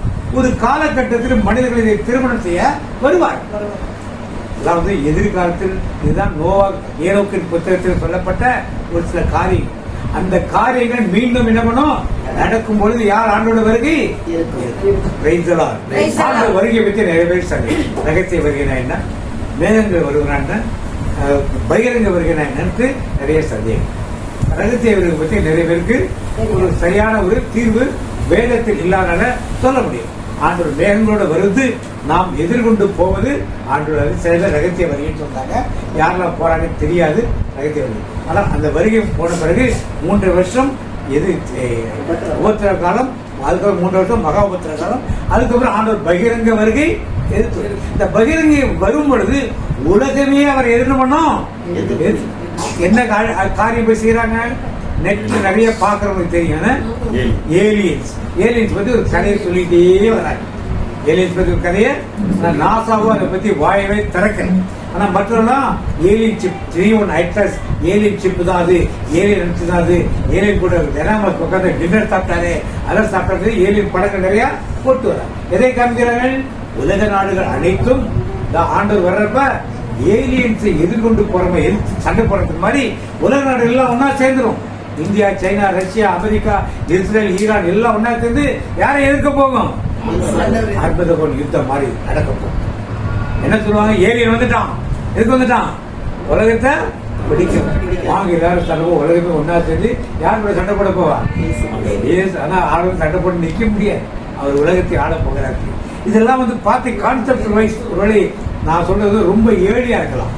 ஆனா இதெல்லாம் ரொம்ப ஃபாஸ்டா இந்த ஏஐ டெக்னாலஜி ஒரு 5 வருஷத்துக்கு ரொம்ப ஃபாஸ்டா மூவ் ஆயிருக்கு. எதிர்பார்க்காத அளவுக்கு ஃபாஸ்டா மூவ் ஆயிருக்கு. இந்த ஏலியனை பத்தி செய்தி ஒரு 6 மாதத்துக்கு மேல வந்தது. இப்போதெல்லாம் எங்க பார்த்தாலும் அப்படிப்பட்ட செய்திகள், அப்படிப்பட்ட திரைப்படங்கள் தமிழ்ல வந்துச்சாலேன்னு தெரியல, இங்கிலீஷ்ல நிறைய திரைப்படங்கள் போட்டு மக்கள் மைண்ட்ல என்ன பண்ணாங்க? இதெல்லாம் இருக்கு, இதெல்லாம் இருக்கு, இதெல்லாம் இருக்குன்னு மக்கள் மைண்ட பிரஷ் அப் பண்ணி பண்ணிடுவாங்க. ஒரு காட்டு இது மாதிரி வந்தா ஆமா ஏலியன் தான் யாரு சர்ச்சில் அனௌன்ஸ் பண்ணுவாங்க, alien is coming going to attack come on எவ்ரிபடினா எல்லாம் ஆளுக்கு ஒரு போராடி தீட்டு ஒரு சிலுவை தீட்டு என்ன பண்ணுவோம்? யாரையும் அடிக்கிறதுக்கு போவோம். இது மாதிரி நிகழ்ச்சிகளா இருக்கப்ப நாம் வருகைக்கு தயாரா இருக்கும். வேற ஒன்றும் கிடையாது. வருகைக்கு நாமும் நம் குடும்பத்தாரும் நம்முடைய அன்பியங்கள் நம்முடைய பங்கு மக்கள் இதுக்காக செம்மீர்லாம் ரொம்ப ஆக்டிவா வேலை செய்யறது. செம்மீர் ரொம்ப ஆக்டிவா பண்ணணும், வேலை செஞ்சு உங்க பங்கில் உள்ள மக்கள் நீங்க முதல்ல வருகைக்கு தயார் செய்யுங்க. உலகத்தை இருக்க வரைக்கும் அவருடைய பொறுப்புகளுக்கு ஏதாவது செய்யட்டும். அதை பத்தி ஆண்டு வேண்டாம்னா ஒன்று சொல்ல செய்யும். 2வது கதை வடிக்கப்பட்டது பார்ப்போம். ஆதியாகமம் 19ஆம் அதிகாரம் 10 பாத்தீங்க. மாலை வேளையில் ஆண்டவரின் தூதர் இருவர் சோதோமுக்கு வந்தனர். அப்பொழுது நகரின் நுழைவாயிலில் லோத்து உட்கார்ந்திருந்தார். அவர் அவர்களை கண்டவுடன் எழுந்து சந்திக்க சென்று தரை மட்டும் தாழ்ந்து அவர்களை வணங்கினார். பிறகு, என் தலைவர்களே, அருள் கூர்ந்து உங்கள் அடியானின் இல்லத்திற்கு வாருங்கள், உங்கள் கால்களை கழுவி இரவு தங்குங்கள், காலையில் எழுந்து உங்கள் வழிப்பயணத்தை தொடருங்கள் என்று சொன்னார். அவர்களோ, வேண்டாம், பொதுவிடத்தில் நாங்கள் இரவு தங்குவோம் என்று மறுமொழி சொன்னார். அவர் அவர்களை மிகவும் வற்புறுத்தவே அவர்களும் உடன் சென்று அவரது இல்லத்தினுள் நுழைந்தார். அவர் குளிப்பற்ற அப்பம் சுட்டு அவர்களுக்கு விருந்தளிக்க அவர்களும் உண்டார்கள். பின் அவர்கள் உறங்கச் செல்லும் சோதோம் நகரின் மக்களுள் இளைஞர் முதல் கிழவர் ஈராக எல்லா ஆண்களும் அவ்வீட்டை சூழ்ந்து கொண்டனர். பிறகு லோத்தை கூப்பிட்டு, இன்று இரவு உன்னிடம் வந்த ஆடவர் எங்கே? நாங்கள் அவர்களோடு உறவு கொள்ளுமாறு அவர்களை எங்களிடம் கொண்டு வா என்றார். லோத்து வீட்டிற்கு வெளியே வந்து தனக்கு பின் கதவை மூடிக்கொண்டு, என் சகோதரரே, தீச்செயல் செய்யாதிருங்கள். ஆண் தொடர்பு அறியாத புதல்வியர் 2 எனக்கு உள்ளனர். உங்களிடம் நான் அவர்களை அழைத்து வருகிறேன். உங்கள் விருப்பப்படி அவர்களுடன் நடந்து கொள்ளலாம். ஆனால் எனது இல்லத்தின் பாதுகாப்பை பெற்றிருக்கும் இந்த ஆடவர்களுக்கு எதுவும் செய்ய வேண்டாம் என்றார். அதற்கு அவர்களோ, அப்பாலே போ என்றனர். மேலும் அவர்கள், அயல் நாட்டிலிருந்து வந்த இவனா நமக்கு நியாயம் கூறுவது என்று சொல்லிக்கொண்டு அவர்களுக்கு செய்யவிருப்பதை இப்பொழுது உனக்கு அதிக தீங்கு செய்வோம் என்றனர். பிறகு லோத்தை கடுமையாய் தாக்கி கதவை உடைக்க நெருங்கி சென்றனர்.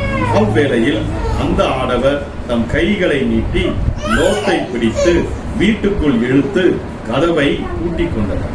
கதவருகே நின்று கொண்டிருந்த சிறியோர் பெரியோர்களாகிய மனிதர்களை அவர்கள் குருடராக்கினர். அவர்களால் கதவை தேடி கண்டுபிடிக்க முடியவில்லை. இப்ப அந்த துவேஷத்திலே லோத்து பெருக்கிறார். அவர் இங்கிருந்து ஆகிரகொண்ட பிரிஞ்சு போய் சோதனை தங்கி இருக்கார். இப்ப 2 பேர் தூதர்கள் வரார்கள். இந்த கதையெல்லாம் பார்த்துட்டீங்க. இதோட கான்செப்ட் என்ன புரியுதுன்னா, ஆண்டவர் சொல்லாத வார்த்தைங்க, இந்த வசனம் வார்த்தைங்க லூக்கா 17, 28, 29 வார்த்தைங்க. அதுக்கப்புறம் அது எப்பயும் லூக்கா 17, 28, 29.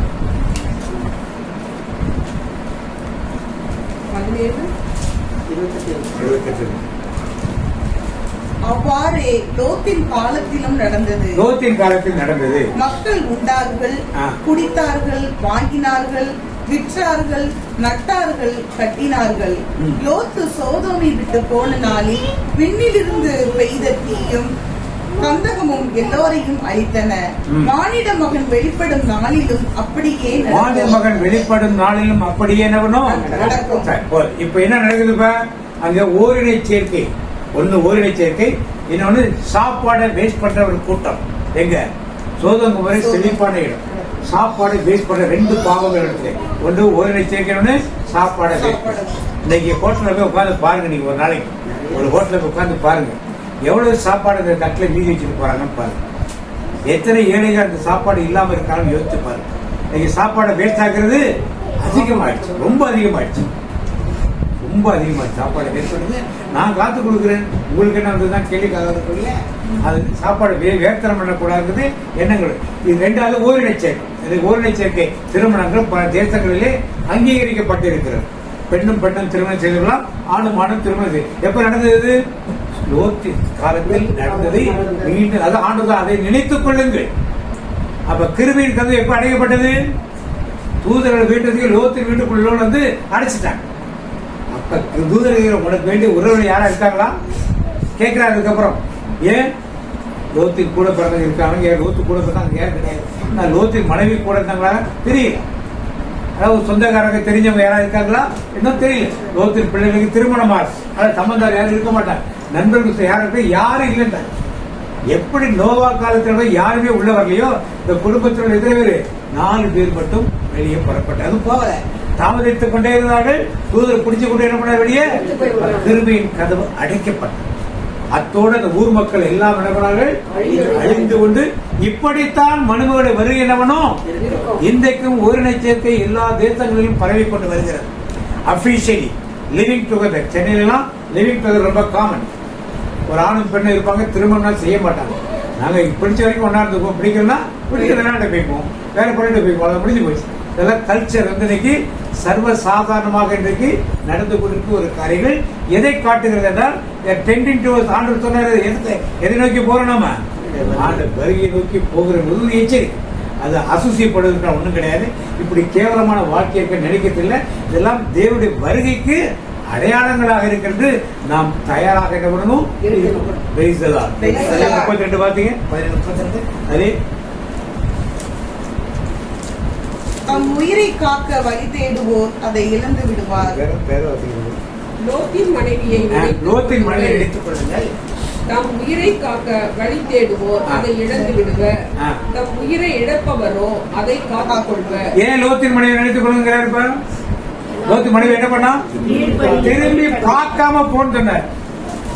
ஏன் திரும்பி பார்த்தாவா? எதுக்கு திரும்பி பார்த்தா?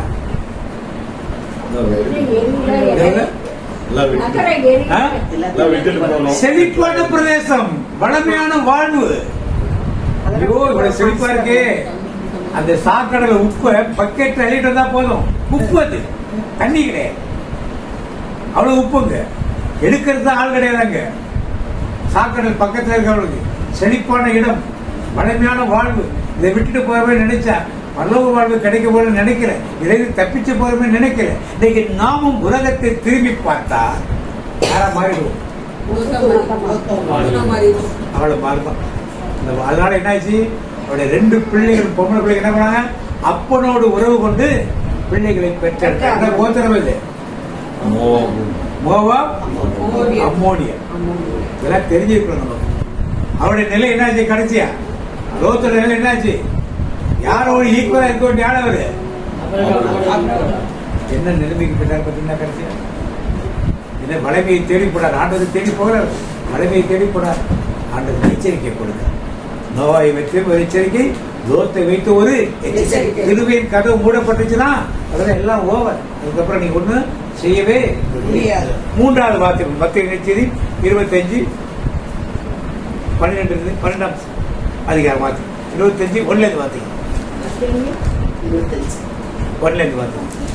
அந்நாளில் விண்ணரசு எவ்வாறு இருக்கும் என்பதை பின்வர நிகழ்ச்சியின் வாயிலாக விளங்கலாம். மணமகனை எதிர்கொள்ள மணமகனின் தோழியர் 10 பேர் தங்கள் விளக்குகளை எடுத்துக்கொண்டு புறப்பட்டு சென்றார்கள். அவர்கள் 5 பேர் அறிவிலிகள், 5 பேர் முன்மதி உடையவர்கள். அறிவிலிகள் 5 தங்கள் விளக்குகளை எடுத்து சென்றார்கள், ஆனால் தங்களோடு எண்ணெயை எடுத்து செல்லவில்லை. முன்மதி உடையோர் தங்கள் விளக்குகளுடன் கலங்களின் எண்ணெயும் எடுத்து சென்றார்கள். மணமகன் வர காலம் தாழ்த்தவே அனைவரும் தூக்க மயக்கத்தால் உறங்கிவிட்டனர். நள்ளிரவில் இதோ மணமகன் வருகிறார், அவரை எதிர்கொள்ள வாருங்கள் என்று உரத்த குரல் ஒலித்தது. மணமகளின் தோழியர் எல்லோரும் எழுந்து தங்கள் விளக்குகளை ஒழுங்குபடுத்தினர். அப்பொழுது அறிவெளிகள் முன்மதியோரோடு பார்த்து, எங்களுக்கு விளக்குகள் அணைந்து கொண்டு இருக்கின்றன, உங்கள் எண்ணெயில் எங்களுக்கு கொடுங்கள் என்றார்கள். முன்மதியுடையவர் மறுமொழியாக, உங்களுக்கும் எங்களுக்கும் எண்ணெய் போதுமான அளவு இராமல் போகலாம். எனவே மனிதரிடம் போய் நீங்கள் வாங்கிக் கொள்வதுதான் நல்லது என்றார்கள். அவர்களும் வாங்க புறப்பட்டு சென்றார்கள். அப்பொழுது மணமகன் வந்து விட்டார். ஆயத்தமாய் இருந்தவர்கள் அவரோடு திருமண மண்டபத்துக்குள் புகுந்தார்கள். கதவு அடைக்கப்பட்டது. வீடு 5 பேர் இருந்து கதவு திறக்காங்க. கதவு திறக்கப்பட்டதா? திறக்கப்பட்டது. அதனால ஆண்டவர் வரும்போது அவரோட போனாதான் கிடைக்கும். அதுக்கப்புறம் உங்களுக்கு பரலோக கதவுகள் திறக்கப்பட்டது. அவருடைய 10 பேரும் ரெடியா கன்னியர்கள் தான், மணமகளுக்கு ரெடியானவர்கள் தான், அன்னையை வச்சு அபிஷேகம் பெற்றவர்கள் தான், அவருக்காக காத்திருந்தவர்கள் தான், எல்லாரும் தூங்கினவர் தான். ஆனா 5 பேர் கையில் என்ன படிச்சார்கள்? எண்ணெயை வைக்கிறது. 5 பேர் என்ன வைக்கல? எண்ணெயை வைக்கல. இன்னைக்கு தயார் நிலையில் நீங்களும் நானும் இல்லை என்றால் அவர் வரும் பொழுது என்ன ஆயிடுவோம்? கதவு அடைக்கப்பட்டா நாம் போய் என்ன பண்ண முடியாது. நம்ம லைஃப் அங்க சிலுவைப்பாதை பண்ண பிரதர், நாங்க சிலுவைப்பாதை டூர் தான் போனோம் பிரதர். தமிழ்நாட்டு டூர் போனோம், மெட்ராஸ் டூர் போனோம், ஆல் இண்டியா டூர் போனோம், யூரோப்பு டூர் போனோம், புனித டூர் போனோம். மெட்ராஸ் திருச்சபையில எல்லாம் ரொம்ப விசேஷமானது. ஒவ்வொரு டூரா அனௌன்ஸ் பண்றாங்க. 1500 ரூபாயிலிருந்து 1,50,000 வரைக்கும் டூர் ரேட் வரிசையா போட்டு ஒரு பெரிய பட்டியலை போட்டிருக்காங்க. படத்தை சர்ச்சில் உங்க சர்ச்சை போட்டுப்பாங்க.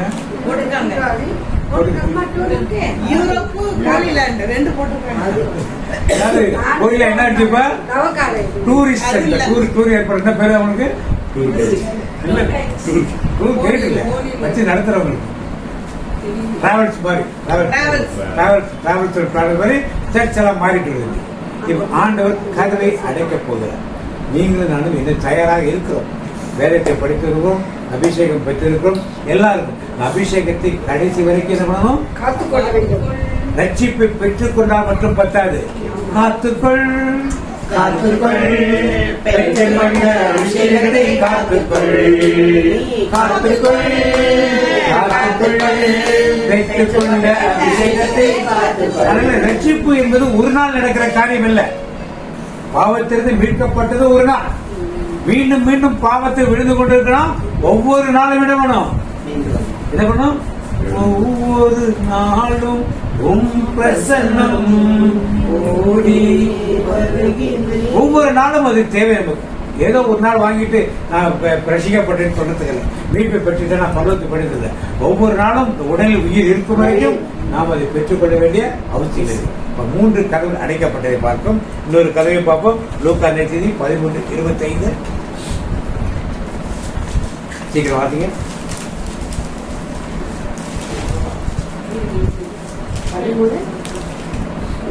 வீட்டு உரிமையாளரே எழுந்து கதவை திறந்துவிடும் என்று அவரோ நீங்கள் எங்கிருந்து வந்தவர்கள் என்று எனக்கு தெரியாது என பதில் கூறுவார். அப்பொழுது நீங்கள், நாங்கள் உம்மோடு உணவு உண்டோம், குடித்தோம், நீர் எங்கள் வீதிகளில் கற்பித்தீரே என்று சொல்வீர்கள்.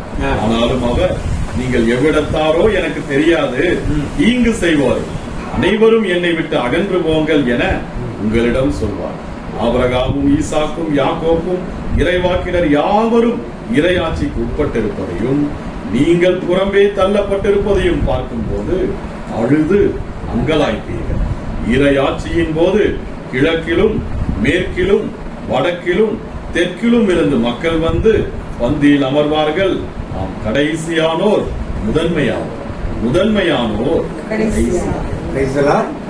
அதனால வீட்டு எஜமான் கதவை சாத்துவதற்கு முன்னால் உள்ள போய் நாம் என்ன பண்ணும்? கதவை அடைத்தவர்கள் கதவை திட்டார்கள், நீங்கள் எவ்விடத்தால் எனக்கு. கிருபையின் காலம் நம்முடைய ஆயுட்காலம். உங்களுக்கு 60 வயசோ 70 வயசோ 80 வயசோ 90 வயசோ நல்லதான் 100 வயசோ 120 வயசோ கிருபையின் காலம் ஆண்டு கொடுத்தார். இதற்குள் நாம் அந்த கிருபைக்குள்ளே போய் அடைந்திரும். என்ன தரும்? நீ வந்து வீடு, நுழைந்து வீடு, இயேசு ராஜாவின் பேரை வாசலுக்குள் பக்கத்துல பார்த்து நீ வந்து விடு, நுழைந்து விடு, இயேசு ராஜாவின் பேருக்குள். உரிமையில் பெருவெள்ளம் வரப்போகுது, நிறைவில் வரப்போகுது, பெருமழை பெருவெள்ளம் வரப்போகுது, நிறைவில் வரப்போகுது. சகோதரர் சொன்னார், ஆண்டருடைய கல்லறை வாசல் என்ன பண்ணுது, அடைக்கிறது. அதுல என்ன சத்தியம் இருக்கு? கொஞ்சம் வித்தியாசமான சத்தியம். என்ன சத்தியம்? அதுல எல்லாம் சிலுவை பாடலை தியானிக்கிறவங்க எத்தனை ஒரு 1000 சிலுவை பண்ணிருப்பீங்களா லைஃப்ல? என்ன சிஸ்டர் 1000 பண்ணிருப்பீங்களா? சரி, அதுல இப்ப அடக்கம் பண்ணால் கடைசி அவங்க சிலுவை பாடு என்ன முக்கியத்துவம்? அடக்கம் பண்ணனாலதான் உயிர் தெழுது தெரியுது. அடக்கம் பண்ணப்பட்டது ஏன் முக்கியமா அதை வச்சிருந்தாங்க? பைபிளே அதை பத்தி சொல்லிருக்கு. அடக்கம் பண்ணவர் ரொம்ப விவரமா யாரெல்லாம் வந்தா, நிக்கோதேமு வந்தாரு, யோசேப்பு வந்தாரு, கல்லறை கொடுத்தாரு, நகரத்தை கொடுத்தாங்க, இதெல்லாம் அடக்கம் பண்ணப்பட்டாரு. ஏன் அதுக்கு முக்கியத்துவம்? அதை கலை மூடி ஒரு சீல் பண்ணார். என்ன முக்கியம்? அது சீல் பண்ணதுடைய காரியம். அது வந்து யாரு தலைமை குரு ஆட்கள் சொன்னது. அடக்கம் என்ன ரகசியம் என்றால், சிறுவையில் தொங்குவர்கள் எல்லாம் எங்க தூக்கி வைப்பாங்க தெரியுமா? எங்க தூக்கி போடுவாங்க தெரியுமா? எங்க தூக்கி போடுவாங்க? குளிக்கல. அந்த குடியெல்லாம் பார்த்தா எசேக்கியேல் சொல்லுவார், உலர்ந்த எலும்புகள் உயிர் பெற்று எழ வேண்டும், ஒன்று சேர்ந்து ஒரு மனிதனாக வேண்டும். அப்படி சிறுவையில் தொங்கினா எவனும் பிரேத்தை வாங்க வரமாட்டான். ஏன்? ஏற்கனவே ராஜாவால அடிக்கப்பட்டு சாகடிக்கப்பட்டிருக்கான். அவனுக்கு வாங்கிட்டு நமக்கு அவனுக்கு தொடர்பு மாட்டு எவனும் வாங்க வரணும். வந்தாலும் அவங்களுக்கு கொடுக்க மாட்டார்கள். அவங்க தூக்கி அந்த குழியால அதுக்கு யாரும் மூட மண்ணெல்லாம் போட்டு மூட மாட்டாங்க. பிரேத குழிகள் கிடக்கும், அதை தூக்கி எரிஞ்சிருவாங்க. இயேசுவையும் அப்படித்தான் செய்திருப்பார்கள். ஆனால் வேதத்தின் வாக்கியங்கள் நிறைவேறும்படி அவரை அடக்கம் பண்ண யார் வந்தது? அவர் ஐஸ்வர்யா இருந்து அகற்றப்பட்டார் என்று அடக்கம் பண்ணப்பட்டது யாருடைய தீர்க்க தரிசனம்? அது ஏசாயா தீர்க்க தரிசனம். அவர் சொன்ன வார்த்தைக்கு நிறைவேறி ஐஸ்வர்யா வந்தார். அவர் பணக்காரர் என்பதனால் ஒண்ணு யாரும் பேச முடியாது. அவர் யார்?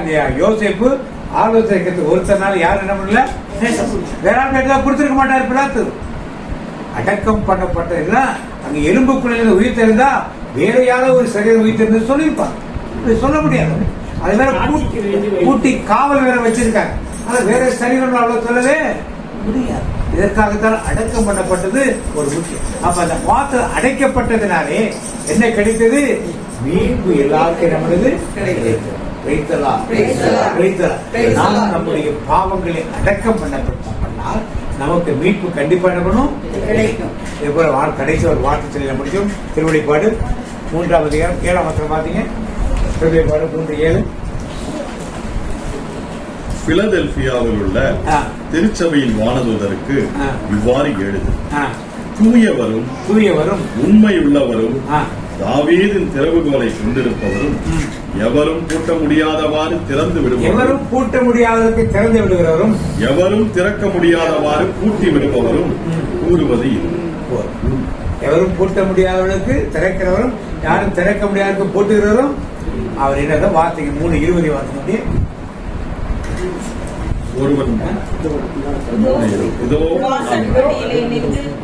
தட்டுகிறேன். ஒருவன் என் சத்தத்தை கேட்டு கதவை திறந்தால் அவனிடத்தில் நான் பிரவேசித்து அவனோடே போஜனம் பண்ணுவேன், அவனும் என்னோடே போஜனம் பண்ணுவான். நான் ஜெயம் கொண்டு என் பிதாவினுடைய சிங்காசனத்திலே அவரோடு கூட உட்கார்ந்தது போல ஜெயம் கொள்ளுகிறவன் எவனோ அவனும் என்னுடைய சிங்காசனத்தில் என்னோட கூட உட்காரும்படிக்கு அருள் செய்வேன். இப்ப கதவை மூடிய சந்தர்ப்பங்கள்லாம் பார்த்தோம். கடைசி ஆண்டவர் யார் எந்த கதவை தட்டுறாரு?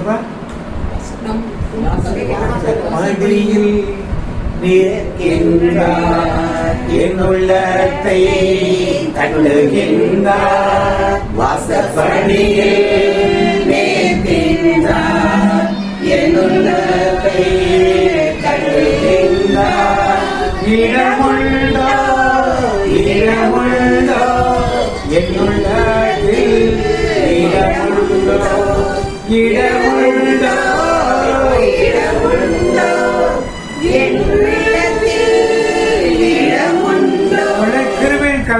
அடைக்கப்பட்டிருந்தது. இப்ப என் இதய கதவு அடைக்கப்பட்டிருந்தால் கிருபை கிடைக்குமா? கிடைக்காது. கிடைக்கும். கிடைக்குமா? கிடைக்காது. கிடைக்காது. என் இதய கதவு என்ன பண்ணணும்? பாடு என்ன பண்ணணும்? உன் இதய வாசல் தேடி வருகிறேன், என் இதயம் உரைய எண்ணில் வாழுமே. இதெல்லாம் நல்லா பாடுவோம் பாட்டு. ஆனா இது தெரிஞ்சிருக்கணும். பாடுங்க தியானத்தை நாம் செய்து கொள்ளும். இப்ப அவர் வரும் பொழுது ஒரு 4 கேள்வி கேட்பார். 5, 6 கேள்வி கேட்கிறார். கேட்கிறார் என்ன கேள்வி? When I was hungry, you gave me to eat. When I was thirsty, you gave me to drink. When I was hungry, you gave me to eat. When I was thirsty, you gave me to drink. Now entered into the home of my Father. Now entered into the home of my Father. Whatever you do to the least of my people, that you do unto me. அப்ப நாம தபத்து காலம் முடிவதற்குள்ளாக இதய வாசலை திறந்து கிருபையின் கதவுகள் மூடுவதற்குள் என்ன பண்ணணும்? என்ன செய்யணும் கேக்குறேன். எத்தனை பேருக்கு நீங்க சாப்பாடு கொடுக்க? எத்தனை பேருக்கு தெரியும்? 40 நாள் உபவாசம் இருந்திருப்பீங்க இல்லையா? ஒரு மணி இருந்திருப்பீங்க இல்லையா? கறி மீன் வாங்காம 40 நாள் இருந்திருப்பீங்க இல்லையா? மீன் வாங்கினா 500 ரூபாய், கறி வாங்கினா 1000 ரூபாய். கரெக்டா? வாரத்துக்கு 1500 ரூபாய். 7 வாரத்துக்கு 10,000 ரூபாய். 10,500 ரூபாய். ஒரு கோடி இருந்தீங்கன்னா ஒரு வேலைக்கு 100 ரூபாய். 40 நாள் இருந்தா 4,000 ரூபாய். எத்தனை பேர் இருக்கீங்க? 2 பேர் இருந்தா 8,000. மொத்தம் 18,000 ரூபாய். 18,000 ரூபாய் நீங்க என்ன பண்ண போறீங்க? இதை செய்யல என்றால் என்ன கிடைக்கும் பார்த்துங்க. இங்க 18,000 நீங்க படம் எடுத்துட்டு இப்ப நகை வாங்க முடியாது. நம்மளாம் நகை வாங்கலாம். நிறைய பெண்கள் சேர்த்து வச்சு என்ன பண்ணாங்க? நகை வாங்கிடுவாங்க. வார்த்தை மாலிக்கியா புத்தகம், மலாக்கியா புத்தகம் 3ஆம் அதிகாரம் 8ஆம் வசனமா? இதெல்லாம் ஏழைகளுக்கு உள்ள பணம் ஏழைக்கு தான் போகணும். கோயில் எல்லாம் முடிவு கொடுக்க கூடாது. நீங்க எங்க போனது? ஏழைகளுக்கு நீங்க டைரக்டா போய் செய்யணும். பாத்தீங்க, மனுஷன் தேவனை வஞ்சிக்கலாமா? 8. மனுஷன் தேவனை வஞ்சிக்கலாமா? மனிதர் கடவுளை கொள்ளையடிக்க முடியுமா? நீங்கள் என்னை கொள்ளையடிக்கிறீர்கள். எவ்வாறு நாங்கள் உம்மை கொள்ளையடிக்கிறோம் என்று வினவுகிறீர்கள். நீங்கள் தர வேண்டிய 10 ஒரு பங்கிலும் காணிக்கையிலும் தான். இப்ப இந்த காணிக்கை காசு யாருக்குள்ளது? யாருக்கு? எடுக்கலாமா? எடுக்கலாமா? எடுக்கிறாங்களே. நீங்க எடுக்கலாம். எடுக்கிறவங்க நீங்க வந்தவங்க பத்தி நான் பேச முடியும். எடுக்கிறீங்களா? எடுத்து என்ன கிடைக்கும்? அடுத்து பாத்தீங்க. நீங்களும் உங்கள் இனத்தார் அனைவரும் என்னை கொள்ளையடித்ததால் சாபத்துக்கு உள்ளானீர்கள். சாபத்துக்கு உள்ளானீர்கள். இதுக்கு பேசாம கறிமீன் வாங்கி சாப்பிட்டு போயிடும்.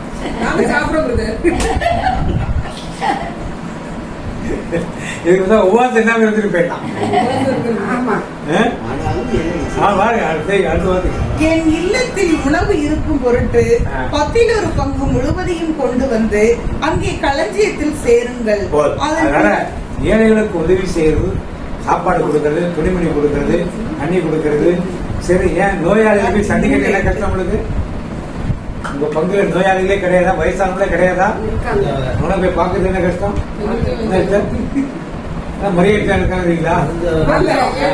அவங்க கடமைக்கு செய்யுது. அதாவது பரவாயில்ல.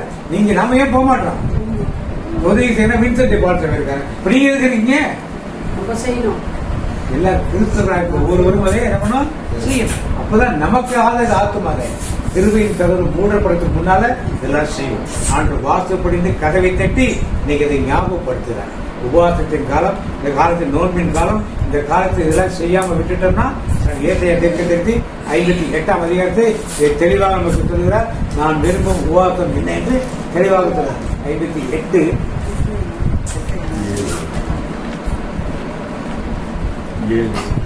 7 வார்த்தை வசித்தோர்க்கு 6 7 சேர்த்து கொடுமை தலைகளை அவிழ்ப்பதும், கொடுமை தலைகளை அவிழ்ப்பதும், நுகத்தின் பிணையல்களை அறுப்பதும், ஒடுக்கப்பட்டோரை விடுதலை செய்து அனுப்புவதும், எவ்வகை நுகத்தையும் உடைப்பதும் அன்றோ. நான் தேர்ந்து கொள்ளும் நோன்பு வசித்தோர்க்கு உங்கள் உணவை பகிர்ந்து கொடுப்பதும் வசித்தோருக்கு உணவை பகிர்ந்து கொடுப்பதும் தங்க இடமில்லா வறியோரை உங்கள் இல்லத்திற்கு அழைத்து வருவதும் உடையற்றோரை காணும் போது அவர்களுக்கு உடுக்க கொடுப்பதும் உங்கள் இனத்தாருக்கு உங்களை மறைத்துக் கொள்ளாமல் இருப்பதும் அன்றோ நான் விரும்பும் நோன்பு. அப்பொழுது உன் ஒளி விடியல் போலியலும் விரைவில் உனக்கு நலமான வாழ்வு கொடுக்கும். உன் நேர்மை உனக்கு முன் செல்லும். ஆண்டவரின் மாற்றி உனக்கு பின் சென்று கிருபையின் கதவு அடைக்கப்படக்கூடும். என்ன அடைக்கப்படுது? கிருபையின் கதவு அடைக்கப்படும். ஆண்டவர் வாசப்படிந்து கதவை தட்டி சொல்லிக் கொண்டிருக்கிறார். இதை உங்களுக்கு சொல்ல இன்னைக்கு ஆக்சுவலா நீங்க வேற சப்ஜெக்ட் எடுக்கணும். யோவின் மனைவியை பற்றி எடுக்கத்தான் எடுத்து வந்தது. ஆண்டவர் இந்த போது தான் வேற சப்ஜெக்ட் பேசுனதுனால வேற சப்ஜெக்ட்னால உங்கள் ஒவ்வொருவருக்கும் கொடுக்கப்பட்ட ஏழைகளுக்கு உதவுங்கள்.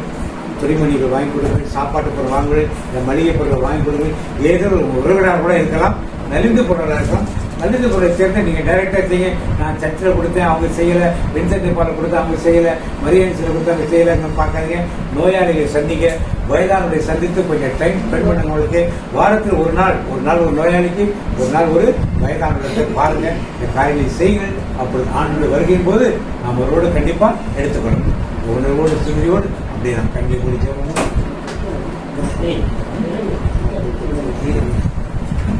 ஒரு வசன வாசித்து தருவோம். நீதிமொழிகள் 19:17.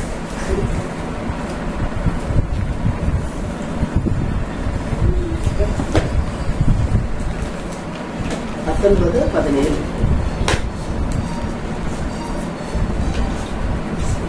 ஏழைக்கு இறங்கி உதவி செய்கிறவர் ஆண்டவருக்கு கடன் கொடுக்கிறார். அவர் கொடுத்ததை ஆண்டவரே திருப்பி தந்து விடுவார். ஏழைக்கு இறங்கி உதவி செய்கிறவர் யாரு கடன் கொடுக்கிறாரோ ஆண்டவர் நமக்கு கடனாளியா இருக்கணுமா, இல்ல அவருக்கு நாம கடனாளியா இருக்கணுமா? ஆண்டவர் எனக்கு கடனாளியா இருக்கணுமா, இல்ல அவருக்கு நான் கடனாளியா இருக்கணுமா? அவர் எனக்கு கடனாளியா வரணும். புரியல? அவங்களுக்கு புரியலையா? ஏழைக்கு இறங்கினா ஆண்டவருக்கு கடன் கொடுக்கறேன். அப்ப நீங்க பணக்காரர், ஆண்டவர் பணக்காரரா? ஆண்டவர் பணக்காரர். ஆனா ஏழைக்கு உதவி செய்தா நாம தான் பணக்காரர். ஆனா கடன் கொடுத்ததா திருப்பி சும்மா கொடுப்பாரா? நான் ஒரு பங்கு கொடுத்தாரு, எத்தனை பங்கு திருப்பி கொடுப்பாரு? 10 பங்கா கூட திருப்பி கொடுப்பாரு, 100 பங்கா கூட திருப்பி கொடுப்பாரு. முடியும்.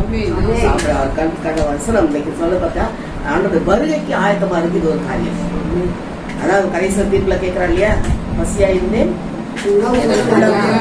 தாகமா இருந்தேன், அந்நியனா இருந்தேன் விசாரித்தாயா, நோயிட்டு இருந்தேன் விசாரித்தாயா, காவலில் இருந்தேன் என்னை சந்தித்தாயா.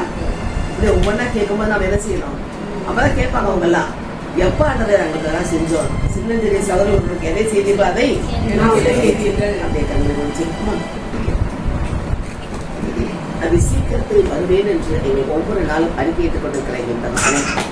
இந்த வருகைக்கு நாங்கள் ஆயத்தமாக வேண்டும் என்று நீர் எங்களுக்காக கற்றுக்கொடுத்தீரப்பா. அதற்காக நமக்கு நன்றி செலுத்தமாட்டேன். கதவை அடைக்கும் முன்பாக நாங்கள் உள்ளே வந்துவிட வேண்டுமே. நோவா காலத்தில் நோவாவுக்கு சொன்ன போது எவ்வளவோ பேர் சொன்னாங்க. எவ்வளவு பேருக்கு நோவா குடும்பத்தை சொன்னாங்க. ஆனா யாரும் கேட்கவில்லை. நோவா குடும்பம் மட்டும் மீட்கப்பட்டதே. தேவனே வந்து கதவை அடைத்தார். நாங்கள் எந்த நிலையில் எங்கள் குடும்பம் முதல் மீட்கப்பட்டிருக்கிறதா? நோவா மனைவி 3 பையன்கள் 3 மருமகன் 8 பேரும் வேலைக்கு நுழைந்தார்களே. இன்றைக்கு நாம் குடும்பமாக வேலைக்கு நுழைய முடியுமா? நம் குடும்பத்தை பற்றி முதல்ல நான், என் பெற்றோர், தன் பிறந்தோர், உற்றார், உறவினர் ஒவ்வொருவரும் நாம் உள்ள நுழையணுமே. இதற்காகத்தானே நம்மை இந்த ஆராதனை கழித்திருக்கிறார். அதை நாம் செய்வதற்கு ஒப்புக்கொடுப்போமா? குடும்பமாய் நாம் பேழைக்குள், ஆண்டுடைய பேழைக்குள் சொல்ல வேண்டுமே. இயேசு ராஜாவின் பேழைக்குள் நாம் நுழைய ஒப்புக்கொடுப்போமா? லோத்துவின் காலத்தில் நடந்தது போல இப்பவும் நடக்கும் என்று ஆண்டவர் ஒரு அடையாளத்தை செய்கிறார். லோத்துவின் காலத்தில் நடந்த பாவங்கள் இன்றைக்கும் நடந்து கொண்டிருக்கிறது. ஒரு லட்சம் குடிவெறி, களியாட்டம், உணவை வேஸ்ட் ஆக்குவது, எவ்வளவு காரியங்கள் இன்றைக்கும் நடந்து கொண்டிருக்கிறதே. இதை நாம் பார்க்கும்போது நாம் எச்சரிக்கையாக இருக்க வேண்டுமே. அதற்காகத்தான் ஆண்டவர் வழிபட்டார். 10 கன்னிகைகள் அபிஷேகம் வாங்கினாங்க, எல்லாம் தயாரா இருந்தாங்க. ஆனால் ஆண்டவர் வரும்போது தூங்கி விட்டார்களே, தயாராகவும் இல்லை. அந்த அபிஷேகத்தை காத்துக்கொள்ளவில்லையே. அவர் வரும்போது நாம் அபிஷேகத்தோடு காத்திருக்க அந்த 5 பேர் காத்திருந்ததால் மணவாளனோடு உள்ளே போய்விட்டார்களே. இன்றைக்கு நம் ஒவ்வொருவரையும் ஆண்டவர் மணவாட்டிகளாகத்தான் ஆயத்தப்படுத்தி வைத்திருக்கிறார். நாம் அந்த 5 புத்தியுள்ள கனிகைகள் எண்ணெய் அபிஷேகம் என்ற எண்ணெய் எடுத்துக்கொண்டு சென்றது போல விளக்கு இந்த ஆன்மா எப்பொழுதும் எரிந்து கொண்டிருக்கிற விளக்காயிருக்க வேண்டுமே. அதற்காகத்தான் ஆண்டவர் ஆயத்தப்பட்டிருந்தார். நாம் மற்ற அந்த கண்ணிகளை போல அல்ல, புத்தியுள்ள கனிகளை போல இருக்க ஆயத்தப்படுத்த அவங்க எப்படி இருக்குமா? ராஜா வருகிறார், ஆயத்தமாவோம். ராஜா வருகிறார், ஆயத்தமாவோம். இயேசு வருகிறார், எதிர்கொண்டு செல்லுவோம். நம்ம இயேசு வருகிறார், எதிர்கொண்டு செல்லுவோம். அப்படி நாம் எதிர்கொண்டு செல்வதற்கு தயாராக இருக்கும்படி ஆண்டவரை ஆயத்தப்படுத்துகிறாரே. அந்த ஆயத்தத்தை நாம் என்ன செய்ய போகிறோம் என்று பார்ப்போம். அபிஷேகம் வாங்கலையா? அபிஷேகம் வாங்கணும். ஜெபித்தால் முகத்தில் ஜெயத்தை கொடுப்பார் ஆண்டவர். ஒவ்வொரு நாளும் நாம் ஜெபிக்கும் போது அன்றைய ஒரு வல்லமையால் நிரப்புங்க என்று கேட்டால் நிரப்புவாரே. இப்படிப்பட்ட பரமாத்மா தான் நமக்கு உண்டு. ஏற்கனவே சொன்னார், நான் உங்களை திக்கற்றவர்களாக விடமாட்டேன், தேற்றரவால துணையாளர்களுக்கு அனுப்பல. இன்னைக்கு நமக்குள்ள அந்த துணையாளர் இருக்கிறார். அவரை நாம் கேட்டுக்கொள்வோமா? அவரை நாம் வல்லமையால் நிரப்ப சொல்லி கேட்கிறோமா? அப்படி கேட்கும்போது அவர் கூட வருவார். அப்படி ஒப்புக்கொடுப்போமா? நாம் இன்னும் அபிஷேகத்துக்கு இன்னும் உண்மை அறியணுமே, இன்னும் கிட்டி சேரணுமே. ஏதோ அறிந்தோம் என்று போதும் என்று அல்ல, இன்னும் உண்மையும் அறியணுமே, இன்னும் உண்மையை அறியணுமே, இன்னும் கிட்டி சேரணுமே, இன்னும் கிட்டி சேரணுமே.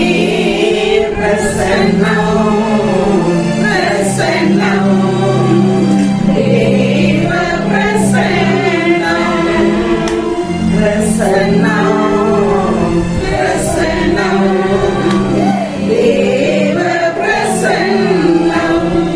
இந்த தவக்காலத்தை இருந்து கொண்டிருக்கிற நாம் இயேசுப்பட்ட பாடுகளை தியானித்துக் கொண்டிருக்கிறோம். விண்ணுக்கும் மண்ணுக்கும் ஆண்டவர், மரியின் வயிற்றில் வார்த்தை மனு உருவாக்கி இறங்கி வந்தவர் எதற்காக இத்தனை பாடுகளை ஏற்றுக்கொண்டார்?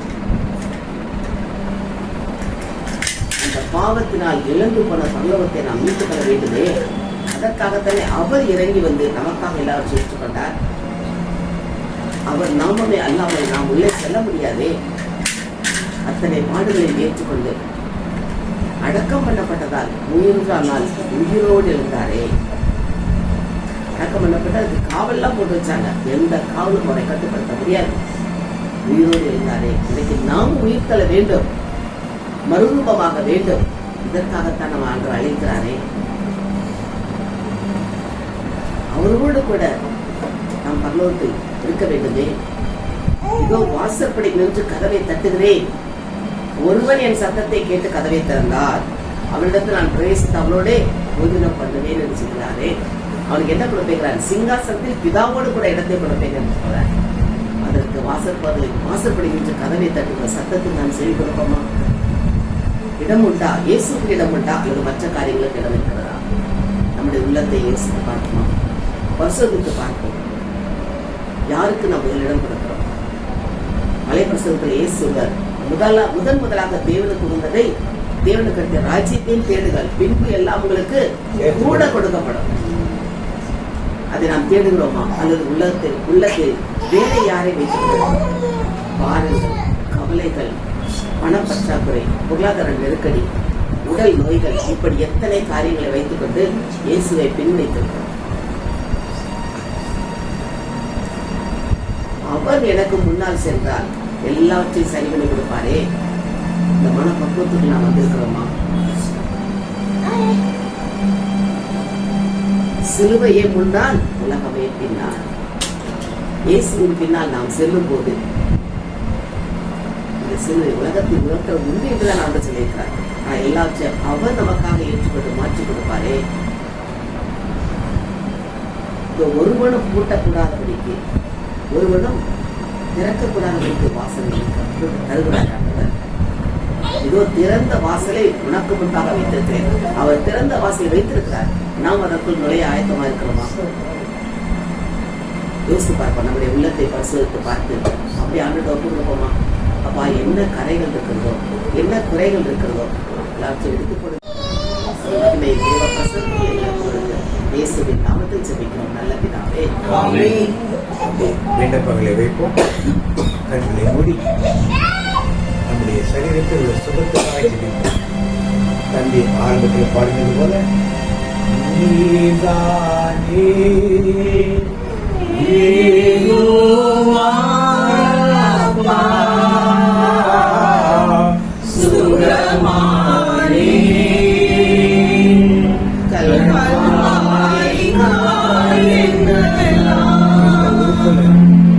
பலவீனம் இருக்குதோ உறுப்புல கையை வச்சுங்க, அற்புதம் நடக்கும்.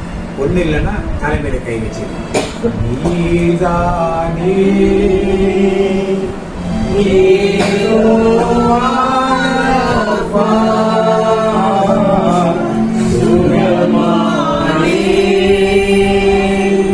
கர்த்தாவின் காரியங்களால் ஒருமுறை நீதானே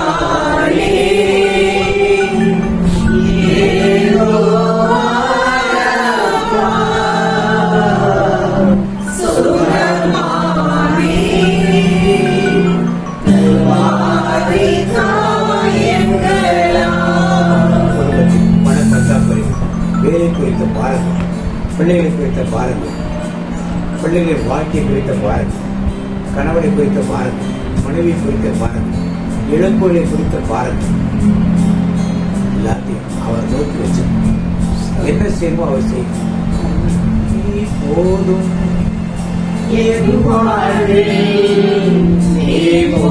சொல்லுங்க எல்லாம் சேர்ந்து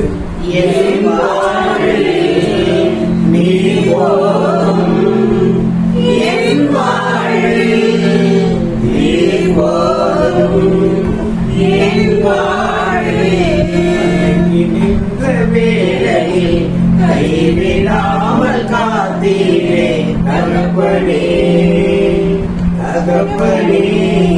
கலங்கி நிற்கிறேன். ஒவ்வொரு பிரச்சனை குறித்து நான் கலங்கி நிற்கிறேன். ஒவ்வொரு பிரச்சனைக்கு கலங்கி நிற்கிறேன். திருமண காரியத்திலிருந்து, வேலையிலிருந்து, வீடு கட்டுவதிலிருந்து, பெற்றோரை பராமரிப்பதிலிருந்து, பிள்ளைகளை பராமரிப்பதிலிருந்து, பிள்ளைகள் படிப்பிலிருந்து எல்லாவற்றிலும் கலங்கி நிற்கிறேன். நின்ற வேளையில் கைவிடாமல் காத்தீரே தகப்பனே தகப்பனே.